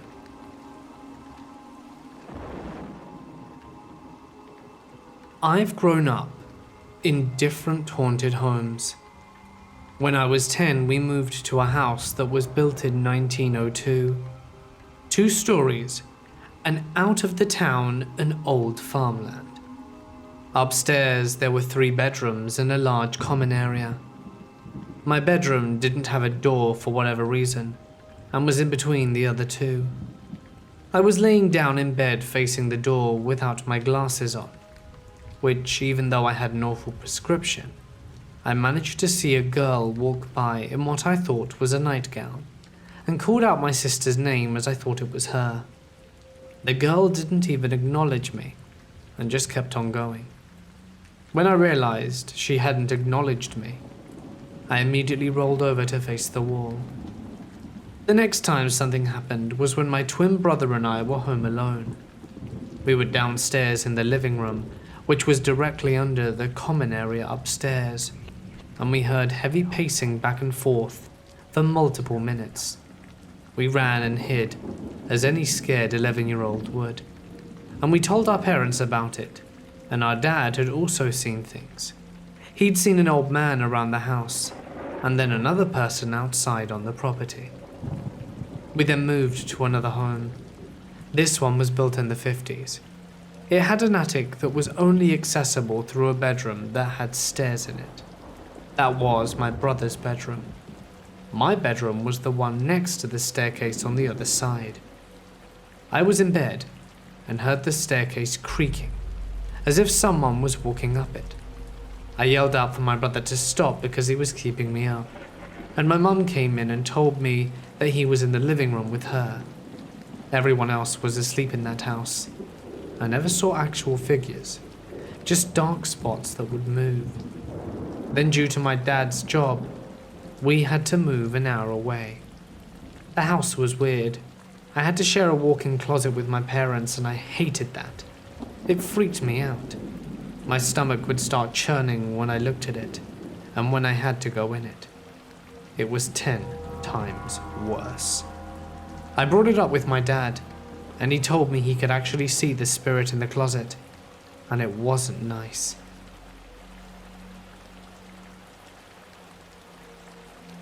So, both my fiancé and I work at Walmart. We live in a smaller town in Colorado, and right now, there's a stage 2 fire ban due to all the fiery shit going on. Meaning you can't even smoke a cigarette outside without potentially getting a $1,000 fine. Also worth mentioning that, because we live in such a small town, the cops/fire department don't have much else to do than patrol parking lots for public cigarette smoking. We both smoke cigarettes, and both of our cars have different issues right now, so we've been sharing one. We can only smoke in our cars on our breaks for now, and since he was working and I wasn't, I visited him on his break so we could spend a few minutes and a cigarette together. I pulled up to the front of Walmart, and thinking he would only take a minute to get to me, put on my emergency lights and waited. After a couple of minutes, a car drives past me, but slows down and rolls down his window without saying anything. The guy in the car didn't stop, call out, or even stare at me for very long before parking, but something still creeped me out a little. I called my fiancé and told him to try and hustle a little more, mentioning the guy that was weirding me out. I understand if I had my emergency lights on, but I mean, people do this outside of Walmart for brief amounts of time all day, and who conveniently breaks down in front of a Walmart anyway? While still on the phone with my fiancé, whom I can see walking towards my car from the second entrance at this point, I noticed the guy get out of his car and walk into Walmart through my rear window. But instead of continuing in, he cuts immediately towards the side door I was parked by. He comes out the side door, and I see him holding what looks like a baseball bat. So I'm freaked out at this point because the guy starts walking towards my car at the same time, and my fiancé is also walking up. The creepy guy gets to the right corner of my hood, standing there with what I can now see as a 2 to 3 foot long sword with a sheath over it, looking past my car like he's looking for someone, or pretending to look for someone. This guy also has an assortment of knives that slide into a belt around his waist. I managed only a few glances at his face without trying to be noticed, but I could definitely tell that this guy was on drugs. Hard to tell which, but I would guess meth based on his eyes and paranoid actions. My fiancé finally approaches the passenger door when Meth Man turns to him, and I'm ready to lay on the horns or something as a distraction. But Meth Man surprisingly does nothing but spontaneously walk past him, and my fiancé safely gets into my car. This guy keeps walking. I pull away and park further into the parking lot, and my fiancé and I talk a little about how scared we both are. not knowing what the hell this guy was doing. A little more terrifying, my car had been giving me trouble on the way there, and so I test drive it around the lot with my fiancé during his break, only proving the problem more urgent. My fiancé was only on a 15-minute break, so I had to call our police department and report this, just asking them to come and check it out, since he had 2 hours left, and I was tripping out after Meth Man had seen both our faces. I was 1, scared he might follow my love into Walmart with his sword and try something, or 2, follow me home, as he saw my car, license plate, and both of us drive around the lot during our test drive. After the cops came and tracked my fiancé down in the aisle he was stocking, they got the description and immediately knew who he was. Turns out they knew where he lived, in a trailer park across the street from Walmart, and they actually had been watching out for him because of a previous incident with a security guard at our store. The incident went like this. The security guard stopped him for something. The guy came back a few days later and asked the security guard, "What are you still doing in my town?" To which the security guard replied, "What do you mean? I live here." "Not for long," the guy replied. I also feel it's important to mention we live in a small town. It's a tourist attraction town, and the local population is predominantly rich old people, because it's a nice retirement town, but it's very expensive. You will see people strapping AKs to their jeeps, but not meth heads with swords. Anyway, I guess they found him around the parking lot and warned him that if he was seen around Walmart again, let alone carrying anything larger than a 10-inch knife, he was going to be arrested. I haven't seen him since, and I'm glad. Guns are scary, no doubt, but in our town, a lot of people keep them on their waist, so it's not as alarming. However, creepy dude who's on drugs with a 2-foot sword? Let's not meet. A little backstory. I'm a girl, and I'm not good with talking to people. And in high school, it was even worse. This is important. Even though I was a sophomore at the time, I had a last free period. My antisocialness was pretty bad. I'd hide out in the library during lunch, unless it was odd days and my friends would catch me and made me socialize. They were mainly my friends, because I used to do their homeworks, but still good people. The first time I met him, it was one such time. They brought me over to their big group, and a guy I didn't recognize was there. Let me tell you, dumbass 15-year-old me even got the Nope vibes from this guy. The creeper was called Craig. First thing off about him was his hair. It was long, blonde, and beyond straight, like unnaturally so, almost wig-worthy. It was just a weird curtain of golden hair which hung around his pale face. Secondly, his eyes were bright blue and beady. You could feel them looking at you, and they always stayed the same, looking so cold and glassy. Anyhow, I had to sit next to him because it was the only space available. He seemed polite, and I was always taught not to judge a book by its cover, so I tried my best to ease the vibes I got from him, mainly because everyone seemed to think he was such a great guy. What a bunch of morons. After the first lunch, I didn't think much of him. I was dumb and naive, and frankly couldn't give a damn that every lunch he happened to sit by me. I decided one day, because there was a breakup in the group, that I was going to sit with the girls consoling my friend, Jessica. We were in the hallway right outside the cafeteria, which sometimes kids ate their food at. It had a stick out on either side, where doors used to be where it was a bomb shelter, before it was converted into a school. A lot of kids used to use their phones there to hide from teachers. We sat right behind one of the stick-outs, and Jessica was sitting in the center with me resting against the stick-out doing math homework. The bell had just rang, and I went to pick up my bag, only to turn around and see Craig standing there, less than a foot in front of me. He had his blank stare and a small smile on his face. I oddly say hi and pull my bag strap over my shoulder. He doesn't say anything and just stares, and I sigh, just waiting for him to ask where my friends were so that I could nope out of there. Without saying or even blinking, he suddenly steps closer. I step back, swallowing, and look around for any help. Of course, everyone is rushing off to class, so I'm alone with Craig. He doesn't say anything, doesn't blink, and I'm staring up at him.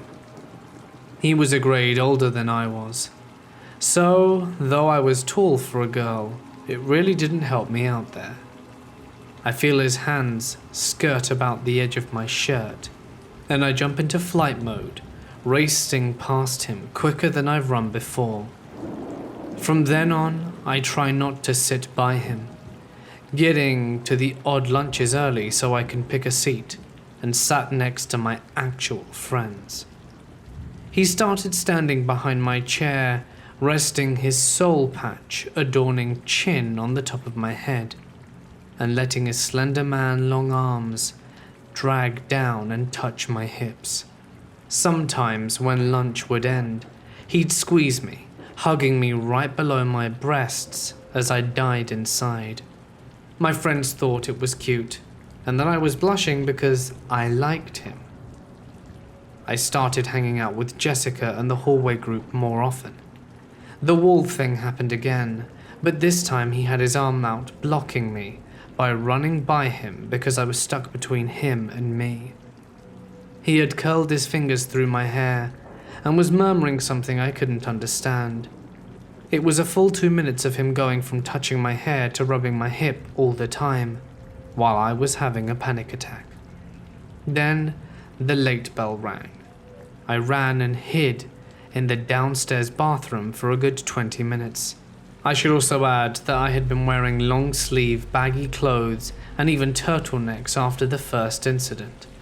And I also lived in New Mexico, so I didn't layer. And by now I had told my friends about what Craig was doing, and they had tried to stop us from having contact as much as possible, walking me to class after lunch and blocking him at the lunch tables. I had to even go as far as to report it to the counselor, who was basically my best friend. She was pissed about the whole situation and the fact that she couldn't do anything about it because they had the 3 strikes rule. Craig found a way around this. Like I mentioned before, I had a free period, and I tended to hide out in the library. The library was my little sanctuary. I loved and still do love books, and I would spend my half-hour reading every sci-fi, psychology, or any kind of book that caught my interest that semester. I was in the sci-fi corner, which, for one of the reasons I chose it, was completely hidden from the librarians and everyone else's view, as I really didn't want to be disturbed. I was halfway through The Time Machine, which is a great book by the way, and all of a sudden I look up, feeling something was off. Lo and behold, Craig had a research period. There he was. Without saying anything, he sets his bag across from me and stands behind my chair. I couldn't breathe at this point. His hand instantly finds literally the only skin that my turtleneck had somehow gotten over. He smells my hair, squeezes my hips, with his nails literally digging into my skin. Craig was mad with me. I thank God I put my bag in the chair next to me, because he had to sit across from me.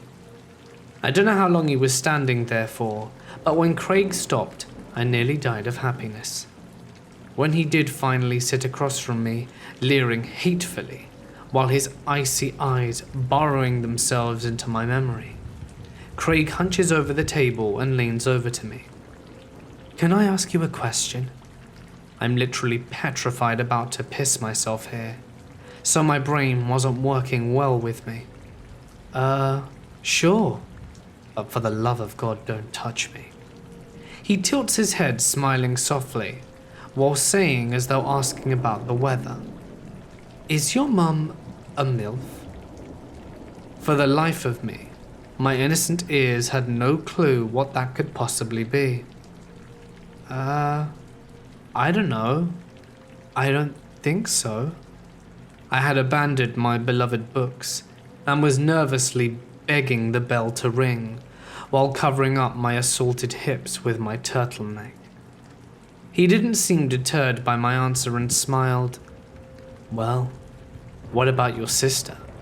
Craig chuckled in a low voice. Is she loose? My jaw dropped. Even I knew what that meant. Out of the corner of my eye, I saw this girl, a tall senior, curvy, and staring at Craig with what I can only describe as pure shock. Thank God she was there.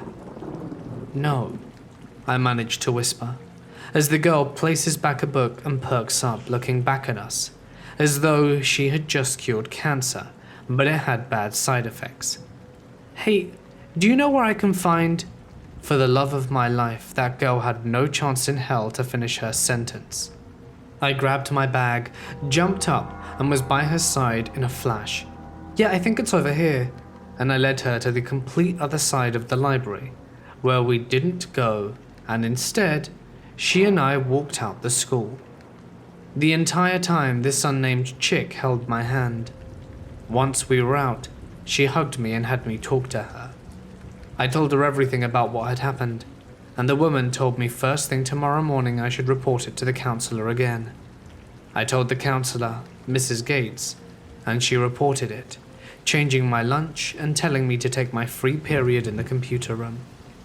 After 2 weeks of blissful Craig-free lunches, they were switched back, and it turned out that since Craig failed a year and he was 18, and he had sent some inappropriate pictures as well as lewd messages to freshmen who had reported it to the counselor, 3 strikes and probation, and he was kicked out of school and sent to the university. To the guy who pinned me against a wall and ruined my sanctuary, you better hope that we don't meet again. In 2002, I lived in the East San Francisco Bay Area with my husband and 2 toddlers. I was grieving over the sudden death of my mother a month before. She'd had a major heart attack and died at 52. On an average day, I left my babies at home with my husband to run a quick errand by myself. I drove a block over through downtown Hayward to hit up the grocery store. I was on my way home and stopped at a red light, waiting to make a left turn. The intersection had all blind corners, so it was difficult for me to see oncoming cars. The light turned green. I glanced both ways, waited for the appropriate second, and stepped on the gas pedal. It would not move. I tried again. Nothing. The car behind me honked. I looked down at my pedals quickly to see if something had possibly rolled under the pedal, and found nothing. I looked up, and suddenly a huge work truck loaded down with equipment and ran his red light at what must have been 50 miles an hour. I was stunned. I gasped, quickly pulled myself together, and stepped on the gas pedal, and it worked without no hesitation. Suddenly, I smelled my mother's favorite perfume. It was a really amazing experience. I hail from a small, rural town in Ontario, about an hour from Ottawa. Nothing bad happens there. People don't even lock their car doors at night. I never really thought anything like this could ever happen to me. But then I guess it did. My friend Angie and I were out in Ottawa around early July. sort of near Canada Day if I recall correctly. We had been bar hopping and having fun exposing ourselves to city life, us being country bumpkins and all. Angie is drunk and I am not, because I have to drive us home, as there's no Uber or taxi to bring us to our little town, and if they do, it's at least a $60 cab ride. Me being sober might have been what saved our lives. We decided we wanted to go and visit a club. We'd never been clubbing before, so we intended to Google a place and head to that location. Instead, we got lost. We're somewhere facing a bunch of duplex housing and a single hotel. It's not especially deserted, but out of the way from the neon lights, if you know what I mean. It's silent on this street. Empty. We decide to turn back and choose another club that's easier to find when we come across these tourists. One's male and one's female. They're holding a phone and a printed out page with some Airbnb directions, and they approach us, asking if we have our phones with us. Angie immediately obliges with them, whips out her phone, and the man explains that they're here on vacation but can't find their Airbnb, and they need to use our phone to call the renters so that he can figure out which house it is. This man's accent is German, possibly Scandinavian, definitely not French or Spanish. My friend is willing, but fortunately for her, she's used up all her minutes and can't call anyone. But she can call me, or we could plug the address into Google Maps and show them that way. Angie turns to me and I panic. This whole time I've been looking at the couple, and it's all too weird. How could you be vacationing in a foreign country in today's digital age and not have a phone plan? How could you not know where the address is if you've got a printed copy of the Airbnb in your hands and street signs everywhere? Why are they alone in this empty street past midnight, with an airport just 30 minutes away? If they called a cab to their destination, the cab driver would have dropped them off on their doorstep. So many questions are rising in my head, and I immediately are getting signs of red flags and anxious nauseousness. I make up this lie that I only have my iPod and that I don't have data on it. Angie calls me out on it, but I shut her up and drag her away from the tourists and closer to the hub of downtown. Angie is asking why we didn't help them, and I run my thoughts by her. She looked at me and goes, "It's strange. I noticed they didn't have any luggage, but I didn't give it a second thought." Needless to say, it concluded our night. A few years back, one of my best friends and business partner was and still is a single dad. His ex-wife was in and out of mental institutions for years, and he had sole custody of his two kids, a boy of 10 and a girl of 14. My friend had to travel to New York in order to oversee the multimedia setup for the auto show for the Ford display. I was back at the office with the programmers during the day and would stay with the kids each evening. Their house was a new 2-story rental in the woodlands of Texas. The development was built in a heavily wooded area just north of Houston. Weird stuff started to happen at night while I was there. I was watching TV with the kids when the lights would go off in the den. The light switch was on the other side of the room. I went over and the switch was turned off. I thought it was a problem with the breaker, or there was another set of light switches. But if there is another light switch, who turned it off? I flipped the switch on and the lights returned, so we went back to sit down. The lights came off again. I walked back and found the switch flipped back down to off. This disturbed me and went on for a while. I asked the kids if this had happened before, and they told me that every now and then the lights would go. So now I'm trying to act unconcerned in front of the kids. Suddenly, there was a loud crash in the attic. We went upstairs and opened the attic door to check. There was nothing there. It was completely empty, and thus no explanation of what had made the loud noise. I was thinking that there was someone else in the house. Their mother had showed up unexpectedly before at their old house, but she was in jail at the time, and supposedly did not know this address. Things quieted down, and it was eventually time to go to bed.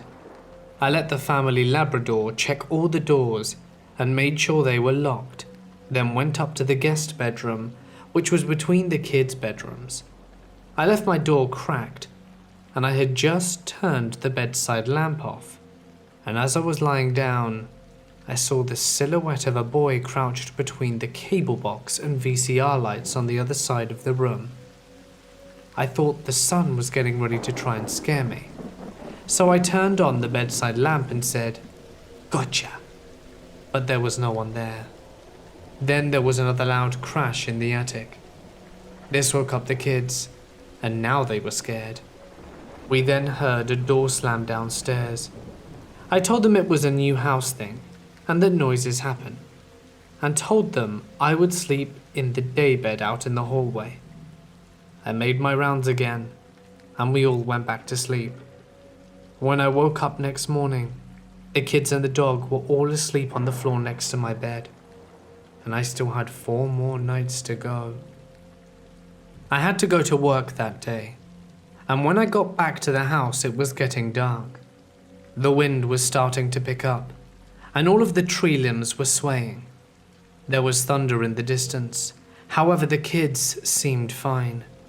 I helped them with their homework, made dinner. Nope, we weren't going to McDonald's again, and we were all finally ready to settle down and watch TV. The storm was worsening, and there was more thunder and lightning.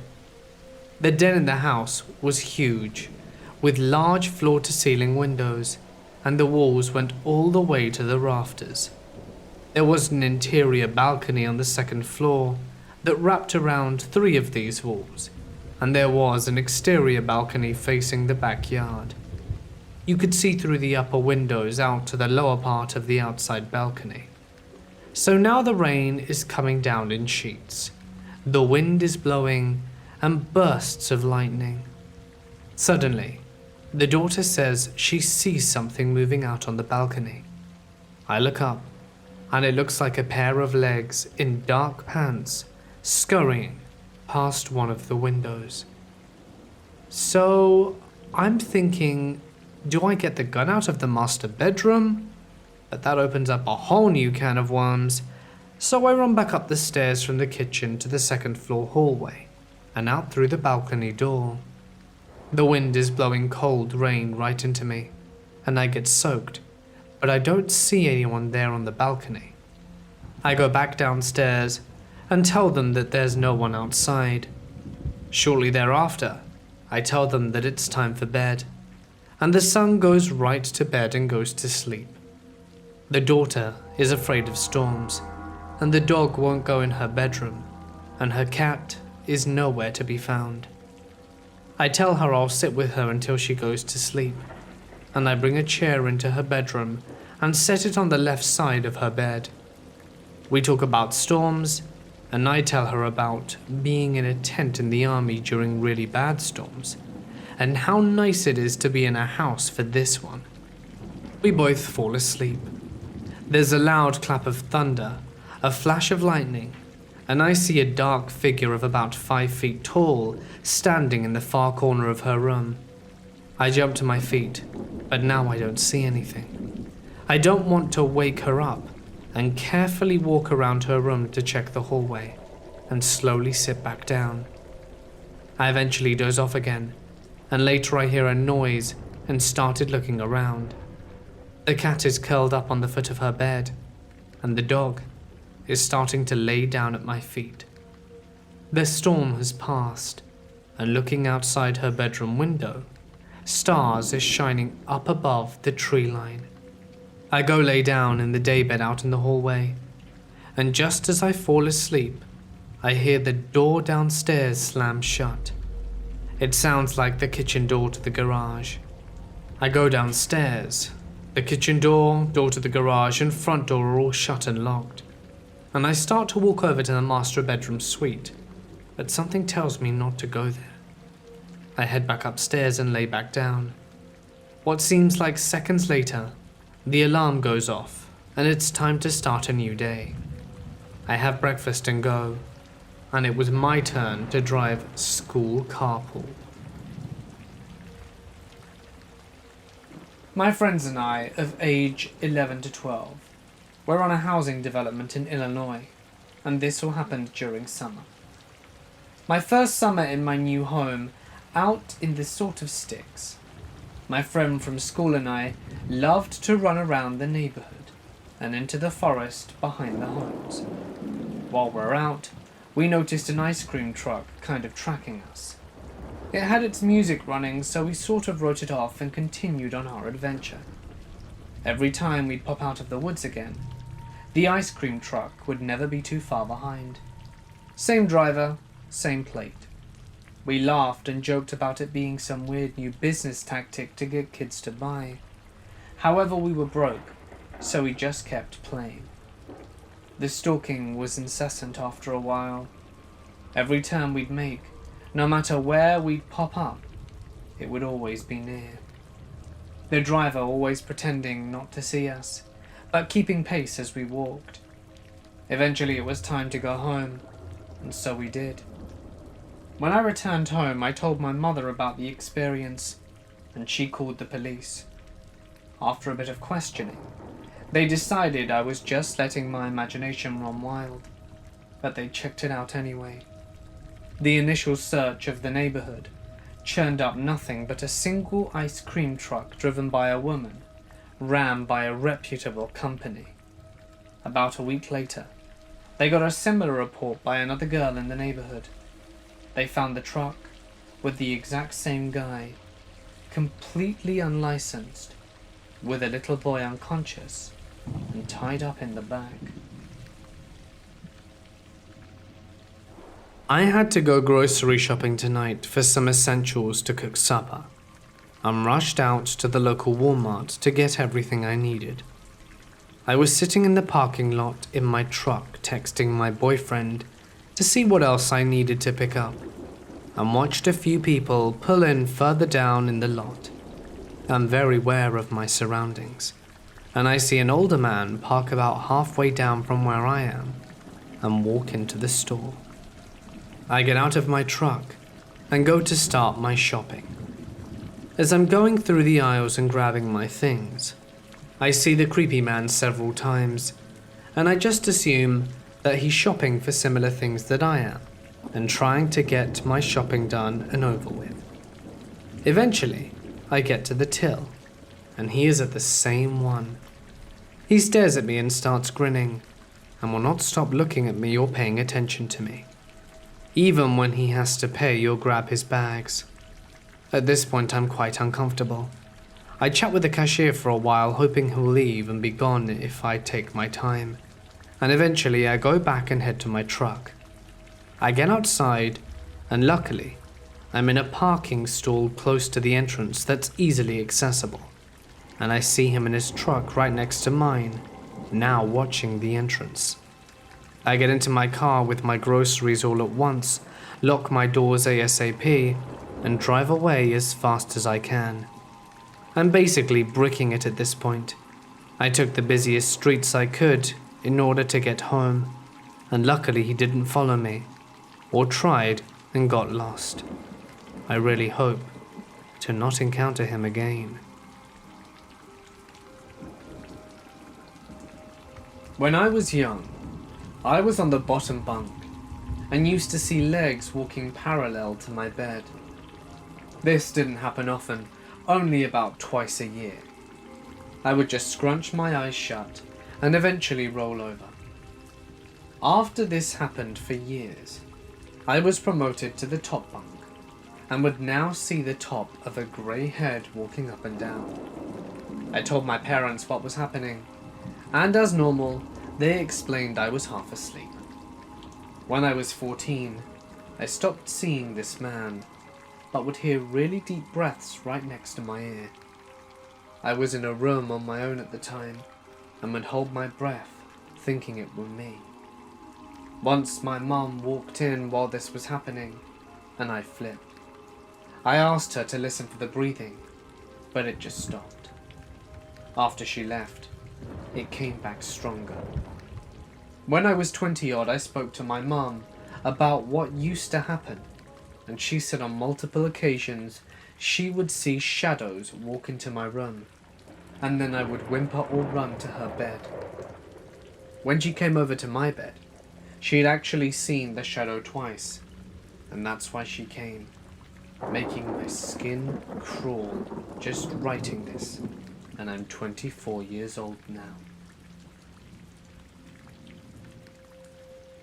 This happened a long time ago, but is probably the scariest experience of my childhood. It was a summer day. Me and my friends were playing in the woods. We were both around age 10. And after walking a bit deeper into the woods, I noticed a man sitting on a stump. I instantly got a weird feeling from him. He was an older man and he had a long beard and was holding something in his hands, but I don't remember what it was.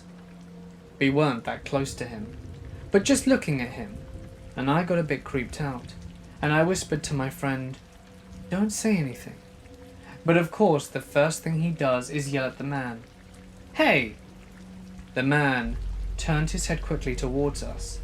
He stared at us for what seemed like an eternity, until he suddenly dropped whatever he was holding in his hands and began running towards us. Obviously we ran as well. We ran as quickly as we could, shouting for help along the way. When we finally got out of the forest and had some distance, I looked behind me, and the man was nowhere to be seen. We were around the ages of 10, and this was an old man chasing us through the woods. What he would have done, I have no idea. But to a kid, this is terrifying. When I was in high school, the house we lived in generally had odd things happen to it. Our cat would freak out and stare at the cabinet, as my mum had porcelain dolls, and the dolls' heads would frequently be facing different directions than where they were placed. The pull chain on the ceiling fan would click, and strange things like that would happen. My room in particular was right next to the attic stairs. They ascended over my closet, and I would quite often hear what sounded like scratching behind the wall where the stairwell was, and footsteps right above my room in the attic. Easy small animals getting in the attic, right? We found a small child's bed hidden away in the corner of the attic. When we asked the neighbors, we found that the old owners had a small child that passed away. One night I was home alone, and was about 16 at the time, and I heard what sounded like a closed door bouncing against the doorframe. I went upstairs, because the only possible closed door would be the attic. Sure enough, it was bouncing back and forth against the frame. But that wasn't it. The door handle was jiggling and turning back and forth as the door bounced. I did the only logical thing at that point, shoved the ironing board against the door and sprinted down the stairs, out the back door, and went to my neighbor's house until my mum came home.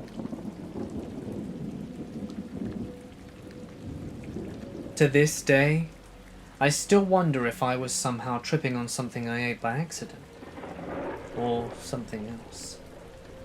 This was around when I was 10 years old, and I was playing in a room by myself.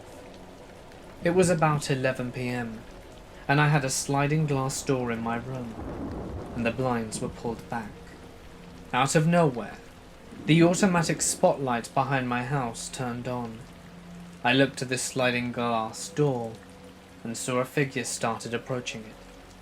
At first I thought it was my neighbor, who was older than me and about the same height. But as it got closer, I realized something else. I remember it approached the door slowly. It stopped at the sliding glass door for a few seconds and just started staring at me. It felt like an eternity passed by. Like, I remember specifically how long it felt, when in reality it was probably no more than a few seconds. It was really dark black. It had a rounded head, just like you see aliens in the movies, and was about 6 feet tall, with 2 arms and 2 legs. Really skinny.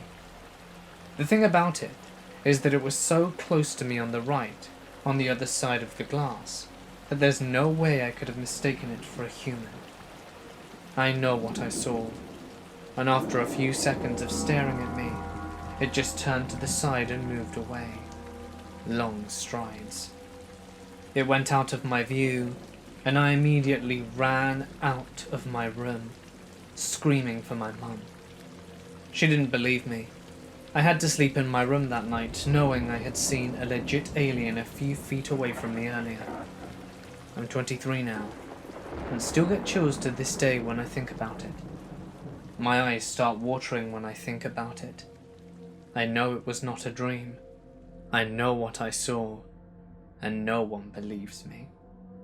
The thing that creeps me out the most was its demeanor. I remember it coming slowly up to me and walking slowly away. That's what scares me the most. There was no way to rush into it. It was just watching me. I believe in aliens, but I don't really believe in aliens visiting Earth, so it's been hard to cope with. I think what I saw, if in reality it was an alien, it was what they call a grey. I think we may have seen the same thing.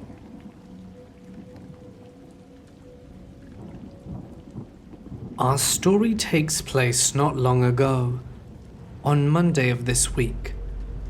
I was at a Costco in the US with my mum, and we had decided that after we had picked up our groceries, that we'd grab a bite to eat from the Costco pizza place.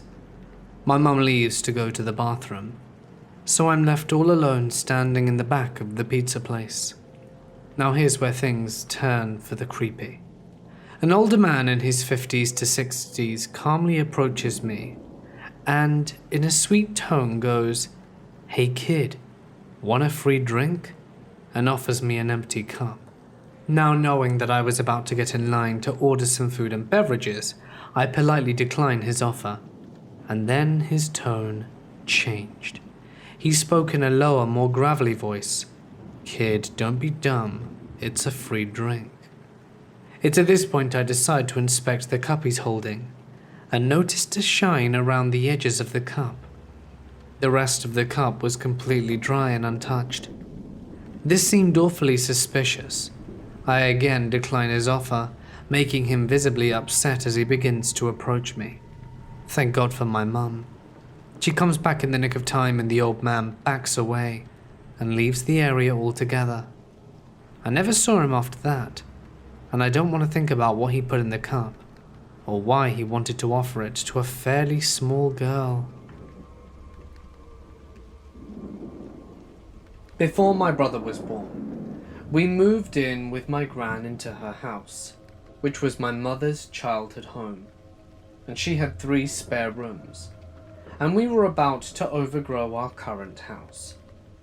A good few years on from that, my brother and sister, who were about 5 and 8 respectively, were both asleep in the room they shared, and I went in, opened their window as it had been a really hot day, and being in the UK, we don't have aircon. A good few hours later, I came back into the room, as I figured it might have gotten cooler, and I didn't want my bro and sis being too cold. I gently woke up my sister, asking if she wanted me to shut the window, and that's when the bedroom light flicked on. I didn't think much of it, shut the window, and the light flicked on again.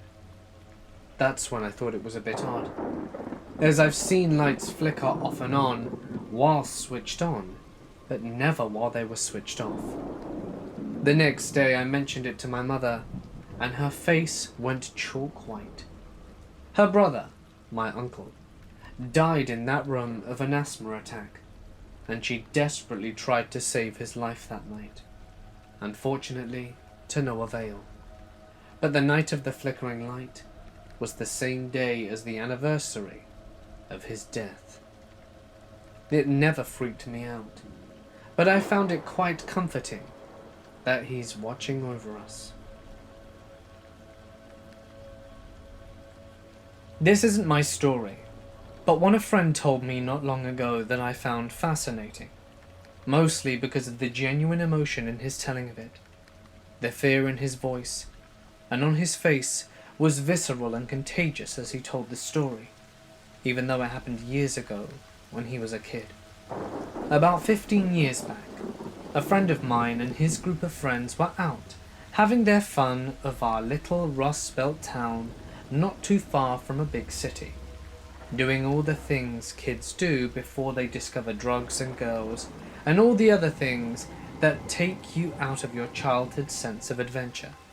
In particular, they went out into this part of town we call the Flats, originally zoned industrial, but after the big fiber plant closed, nature reclaimed the place for the most part. So it was fields and woods once, but you got past the big dilapidated factories that sit by the tracks. For obvious reasons, the parents around there tell their kids to keep well away from that area, because it could be seriously dangerous. But the thing that strikes me as odd about this part of town is that there have constantly been rumors that there was some kind of waste material that's just buried out there that's toxic, allegedly radioactive, and or related to the Manhattan Project. It's become local folk wisdom that there's something out there you don't want to get into, since my dad was a kid in the 50s. My friend and his posse were playing Manhunt, which I'm told is basically hide and seek. And so he was going through the woods looking for his friends who were hiding pretty successfully from him. He reaches a break in the trees, steps out onto a small meadow, and that's when he sees it. Across the field, about 20 yards away, there was something squatting in the tree line, clad in all silver and a bulbous helmet, looking almost like some astronaut from a D-grade sci-fi flick. It saw him in the same instant he saw it. It leapt in surprise, but there was something off and almost simian about the stance it took up when it leapt, almost like a chimp in a spacesuit, but taller and close to a human. Just as quickly, it raised its arm, pointed, and somehow fired a tiny metal dart at my friend, which hit him in the hand as he turned to run. He ripped the thing out of his hand while running and screaming for his friends. As he told me this with a shaky voice, he showed me the small scar on his hand. I'm a skeptical person, and it's a cheesy story, but this is a guy who's not capable of faking the trembling voice and faraway look of someone who's remembering something that terrified them. I insisted we go look around that place after hearing this, but we found nothing strange, except for a weird-looking warehouse-type building, closer to the freeway than the woods, that was relatively new, an empty wilderness. To this day I have no clue what he saw, but I believe he did see something.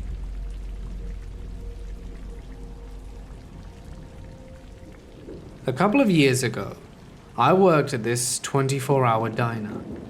Sometimes I worked the night shift. One day I was at Walmart after an afternoon shift, in my quite painfully recognizable uniform. The guy in front of me had these crazy eyes. This guy in front of me was taking his sweet time bagging up his groceries, and he said hi. So I just said hi back. He was like, "Oh, you work at the diner?" "Yup," I replied, and he left the store. I bagged my groceries and walked out, and a few minutes later, the guy was outside and saw me get into my car. He didn't follow me, or so I thought, and that was that. Fast forward 2 weeks, I'm working the night shift and it's 2 a.m.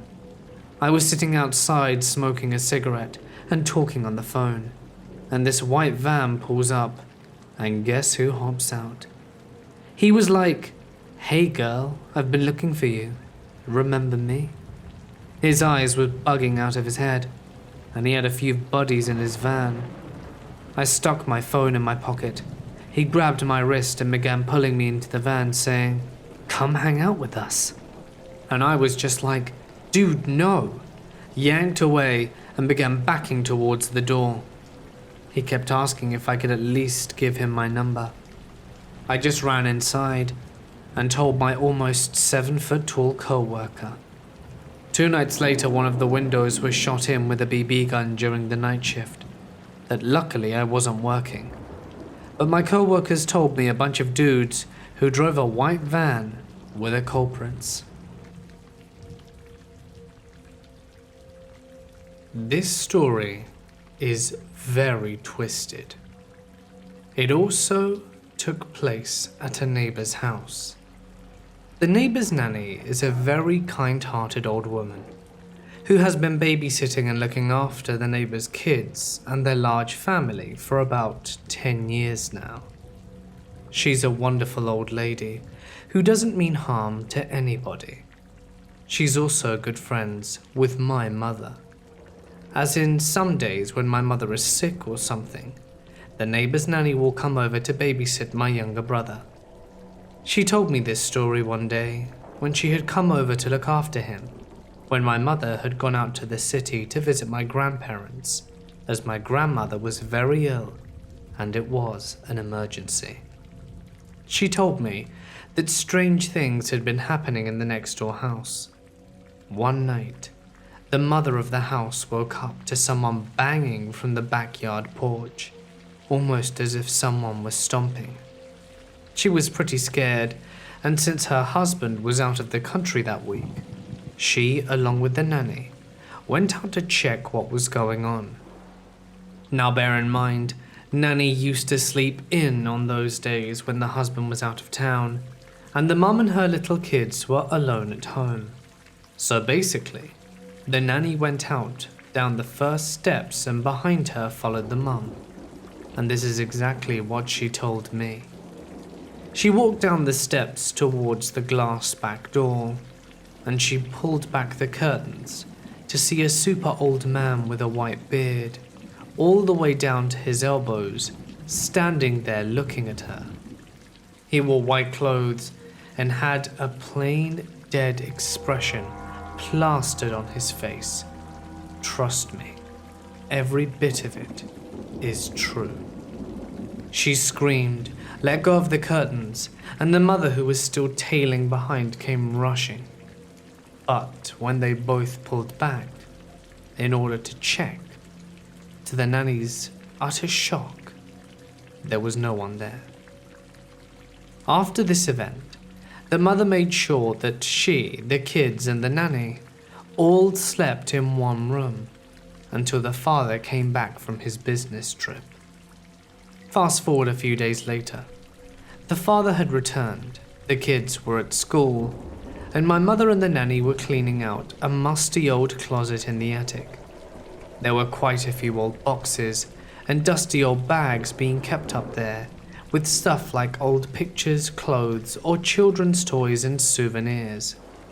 Now, this closet that they were cleaning was high, so the mum used a stepladder in order to elevate herself so that she could easily look inside and take things out.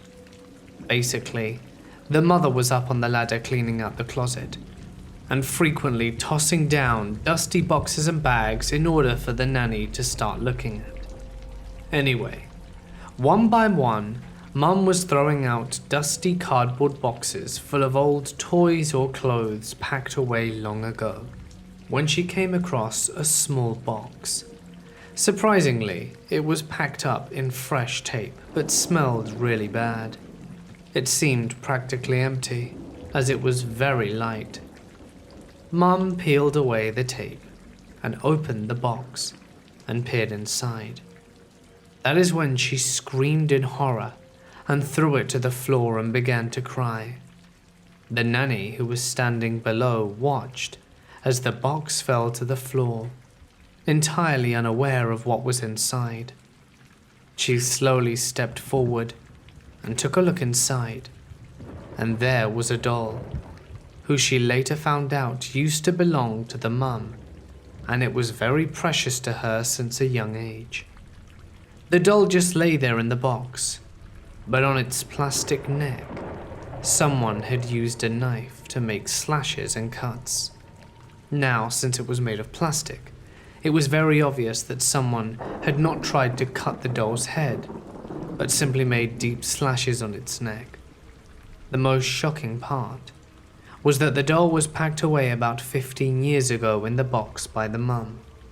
She loved the doll, and it held many childhood memories, but she didn't want to throw it away, so she packed it up. And literally no one had entered the attic for ages, as it was upstairs and only had old, unimportant boxes. I don't know if the doll was linked to the old man, but it happened within that very week. So that remains a question unanswered. How did the doll get those slashes when it was safely tucked away and no one can touch it? And who on earth was that old man?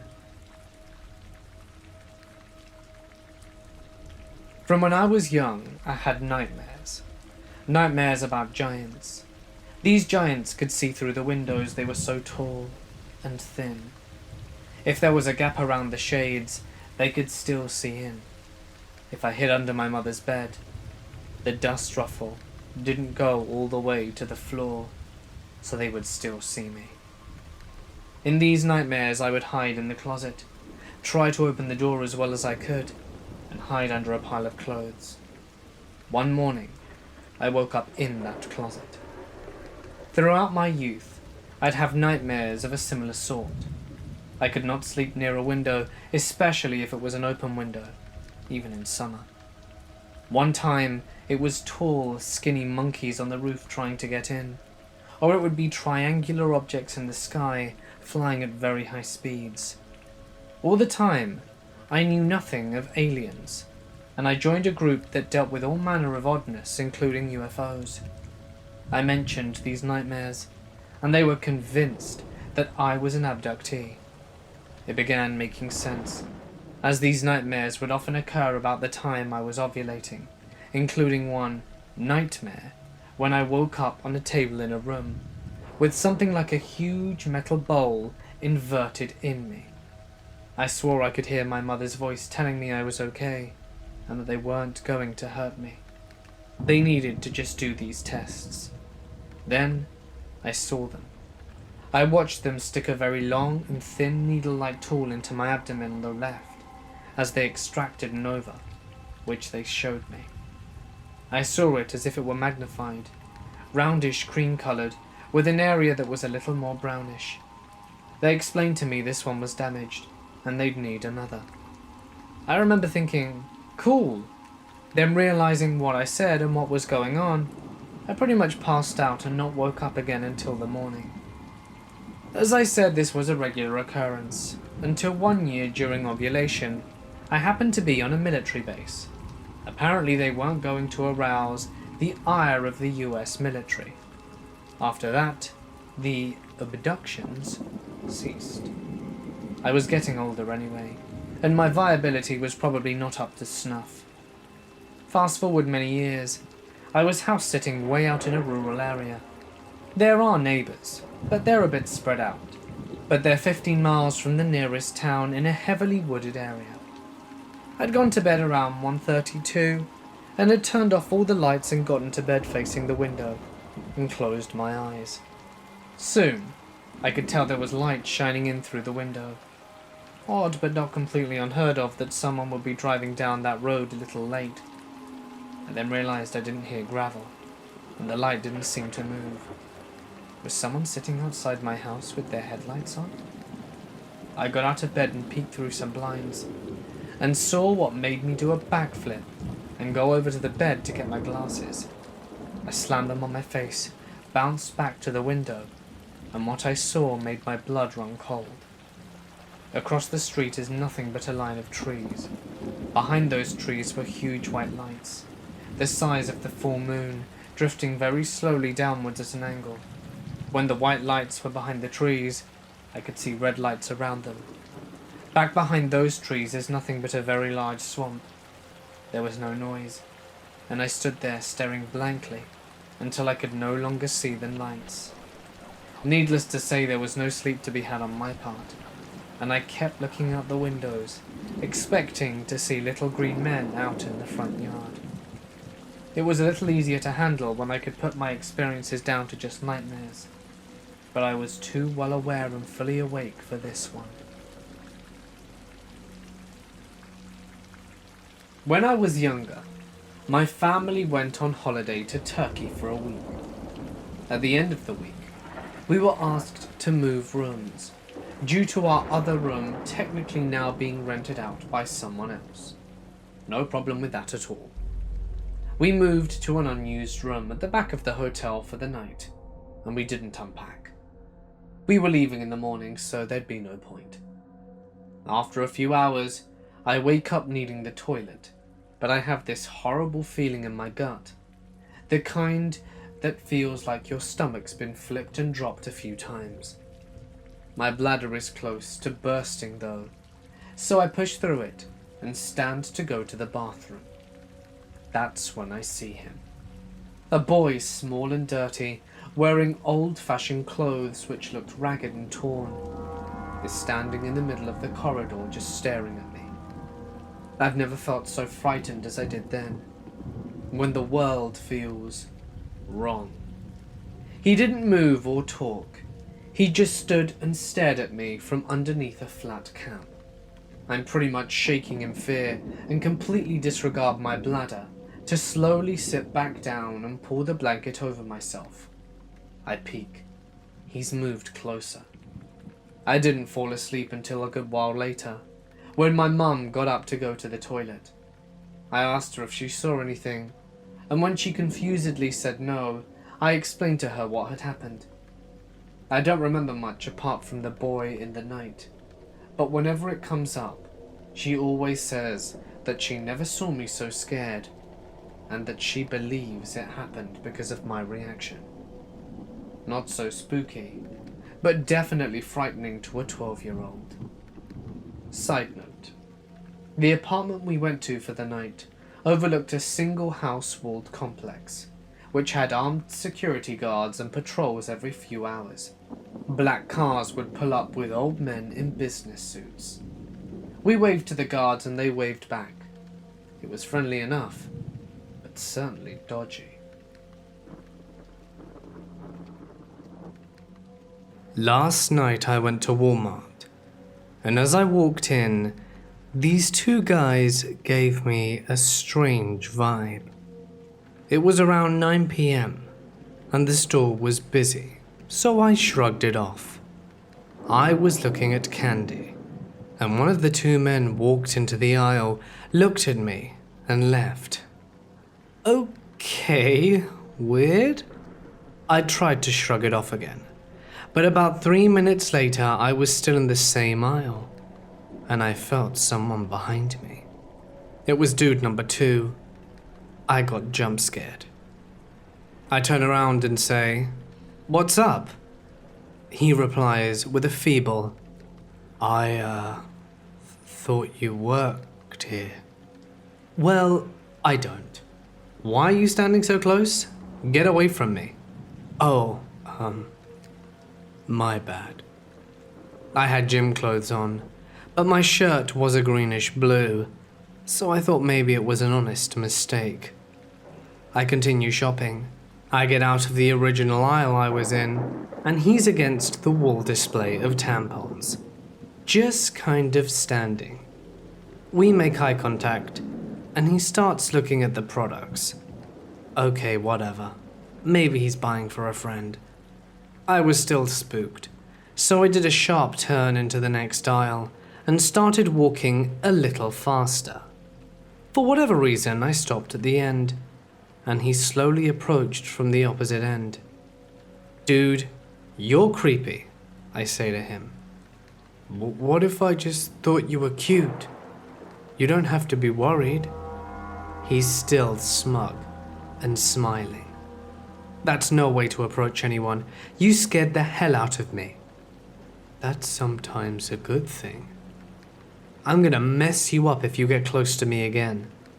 You see, I was scared and really wasn't sure what to say. And I decided my Walmart trip was done. But I was paranoid, so I walked around random aisles for another 15 minutes and only saw him again once. When I finally calmed down, I went to self-checkout and saw him from the corner of my eye staring at me as I waited in line. He was staring from a distance. Think the customer service and returns to the farthest self-checkout, as most Walmarts look the same in regards to layout. So I kept myself busy in the clearance bins that they kept near the register for some time. I again calmed down and felt like it was safe enough to proceed. I was at self-checkout, and I looked up for a second, and I see him at the exit, leaning against the wall. This was when I realized none of this was a coincidence, and this guy was probably up to something. For a brief second, I thought to myself, I'll just walk to my car, and if anything happens, someone will see. I saw him against the wall, and something didn't seem right. He was obviously trying to hide. I took a few steps. Then I thought about the girl that got kidnapped at Target. I did a U-turn and told the door greeter. I just said that guys had been following me, and I don't know what to do. She turned to see where he was, and again he was standing against the wall trying to hide. He took off running. She told me to walk back to the fitting room and to wait for a manager. I waited 10 minutes and no one ever came. I was annoyed and scared shitless, and ended up calling a friend, and he stayed on the phone with me until I got home. This morning I called the store to see if they could review the cameras. I spoke to the assistant manager, and she told me that we can assure you nothing happened. I spoke to her manager, and she was a bit more helpful. She said she would review the footage, but nothing could be done without a police report. Fair enough. I doubt she'll even watch it, to be honest. I called my police department, and the dispatcher asked me some ridiculous questions, and asked why I didn't just call 911. I told her I was scared and not thinking straight. She didn't really care what I had to say, and I could tell she probably thought I was being over-dramatic. I had a rough night, and just wanted to tell you guys. I'm usually a resilient person, and don't really have anyone in real life to talk to about this.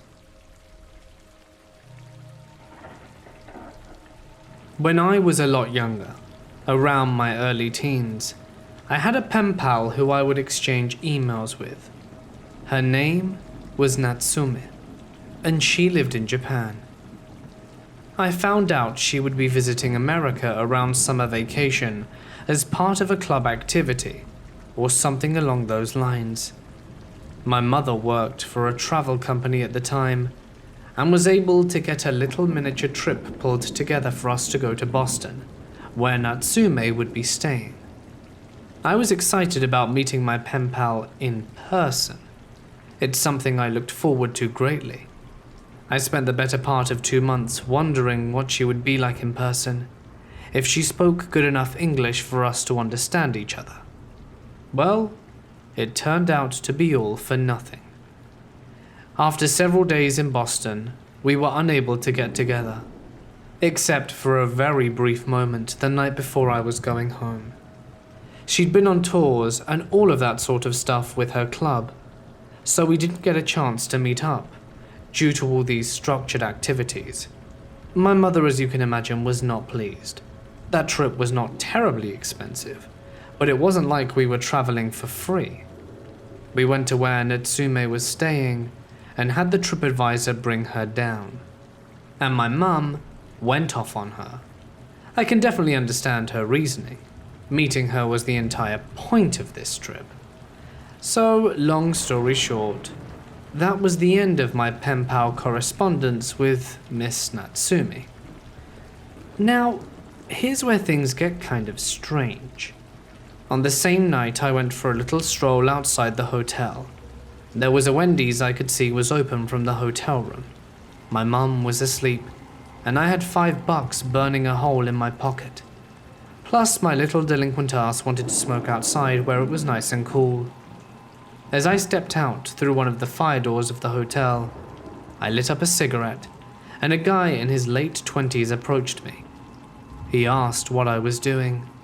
I said I was going to the Wendy's, and his response was, "I'm pretty sure your mother told you not to walk over there without her," which she had. I didn't really piece together the weirdness of that until later, so I just lied and said she gave me the okay. I started walking as he walked alongside me, puffing on a cigarette of his own. He asked me if I ever got to see my pen pal, and I told him that I hadn't. "Sorry, kid," he told me, "but if she came here with people from her school, there was no way they'd let you run around Boston with you and your mum. She should have known better." I quickly realized that this man I'd never met before and knew things about me that there was no way he could have known. For starters, this was back when there was no Wi-Fi everywhere. You literally had to plug your internet in the wall of the hotel. So it's not like I'd been on the internet announcing my plans and crap. We didn't even own a laptop. Hell, we didn't even use the hotel phone the entire time we were there. Who the hell is this guy? And how does he know so much about me? Asking seemed like a really bad idea, so I didn't. He walked me all the way over to the Wendy's. "Hurry up and get your food, kid," he told me. "I won't tell if you won't. Just make it quick. It's late." Well, I got my food, and the creepy man stood outside the restaurant while I ate. Then when I got out, he escorted me back to the hotel. We talked a little about video games as we walked, Sonic Adventure 2 specifically, because I'd been playing religiously before coming on this trip. We both parted ways, and the man told me, "If your mum asks, just lie, and say you were in the exercise room, and throw your cup out before you go upstairs." I'd been dicking around in the exercise room every night at the hotel. I liked playing on the treadmill and pumping iron. This person, who I'd never met before, who I never saw again, knew so much about me that he could pass for my older brother. I still wonder what it was about to this day, and this seemed like a good place as any to tell this story. It was a strange trip.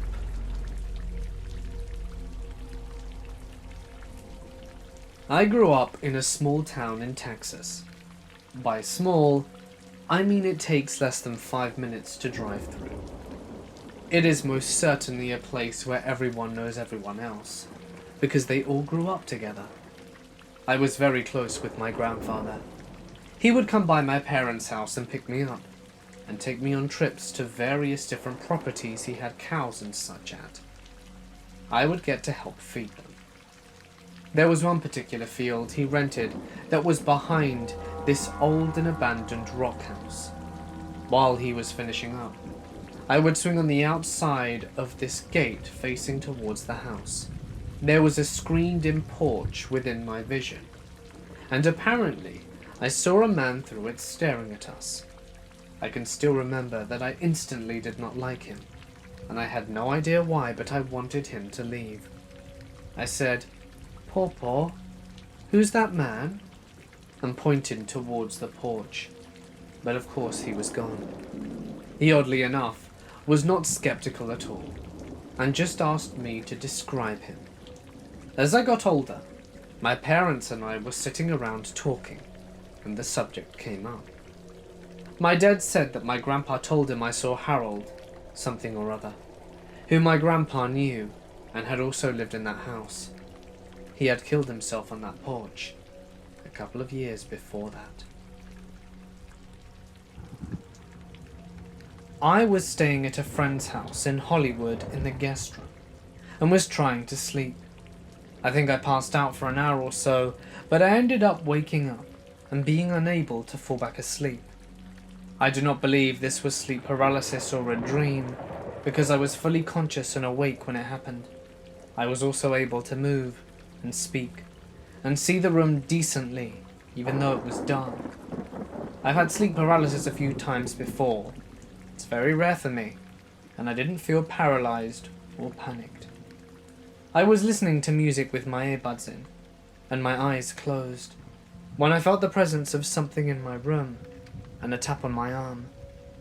It startled me a bit, and I sat up straighter when I saw in the dark, right beside my bed, the figure of a woman. I couldn't make out much of her features, but she was probably 5'2" and hunched over, with very pale skin that seemed to glow. She had messy mid-length black hair, several necklaces, and long earrings. She moved in a very fluid manner, and almost seemed to glide as she walked, and reached out towards me. She seemed to be trying to hide her face by holding her hand over it, and pulling her hairs across it. She held out a handwritten note that had many of the lines on it scratched out aggressively. It seemed like it was about my life. I don't know exactly what happened, but I swear she was able to telepathically communicate with me, and she said, "It's better this way, don't you think?" as she handed me the note to look at. I was almost in a trance or something, because I was in absolute awe of what was happening. But I handed the note back without absorbing any of it and said, "Yeah, I agree," out loud.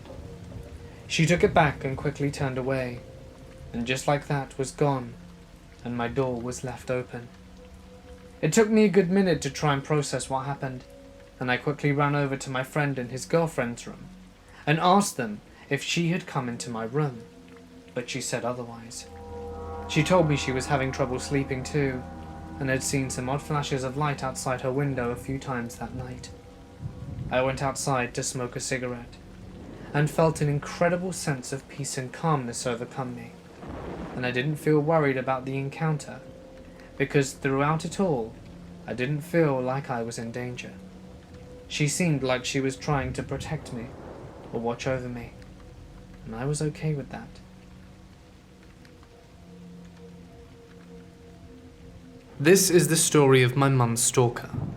She kept getting weird poems and letters stuck into our mailbox. Creepy, romantic, often pretty obscene, talking about forbidden love and secret admirers. She had no idea where they were coming from. No one in the neighborhood was weird, and everyone was like my family. And she was happily married, and couldn't think of anyone she knew who could be into her. My dad wasn't worried. He trusted her and they had a fantastic marriage, and being the type of guy he was, always told her he'd take care of it if anyone were to man up past sending letters and threaten her on their marriage. One day, she got another letter, with a line reading something like, "I want what I see between the lines." She had no idea what it meant, and pondered it for a bit until she connected the dots from the other letters. The lines were the horizontal blinds we had in the kitchen, where she often was. Her stalker, our neighbor, that was a husband and a father, was peeking at her through the blind for months. Upon finding out, my father grabbed a metal bat, smashed the hell out of his mailbox, and nearly kicked down the guy's door and had a word with him. They moved shortly after, and that may or may not have been completely by choice.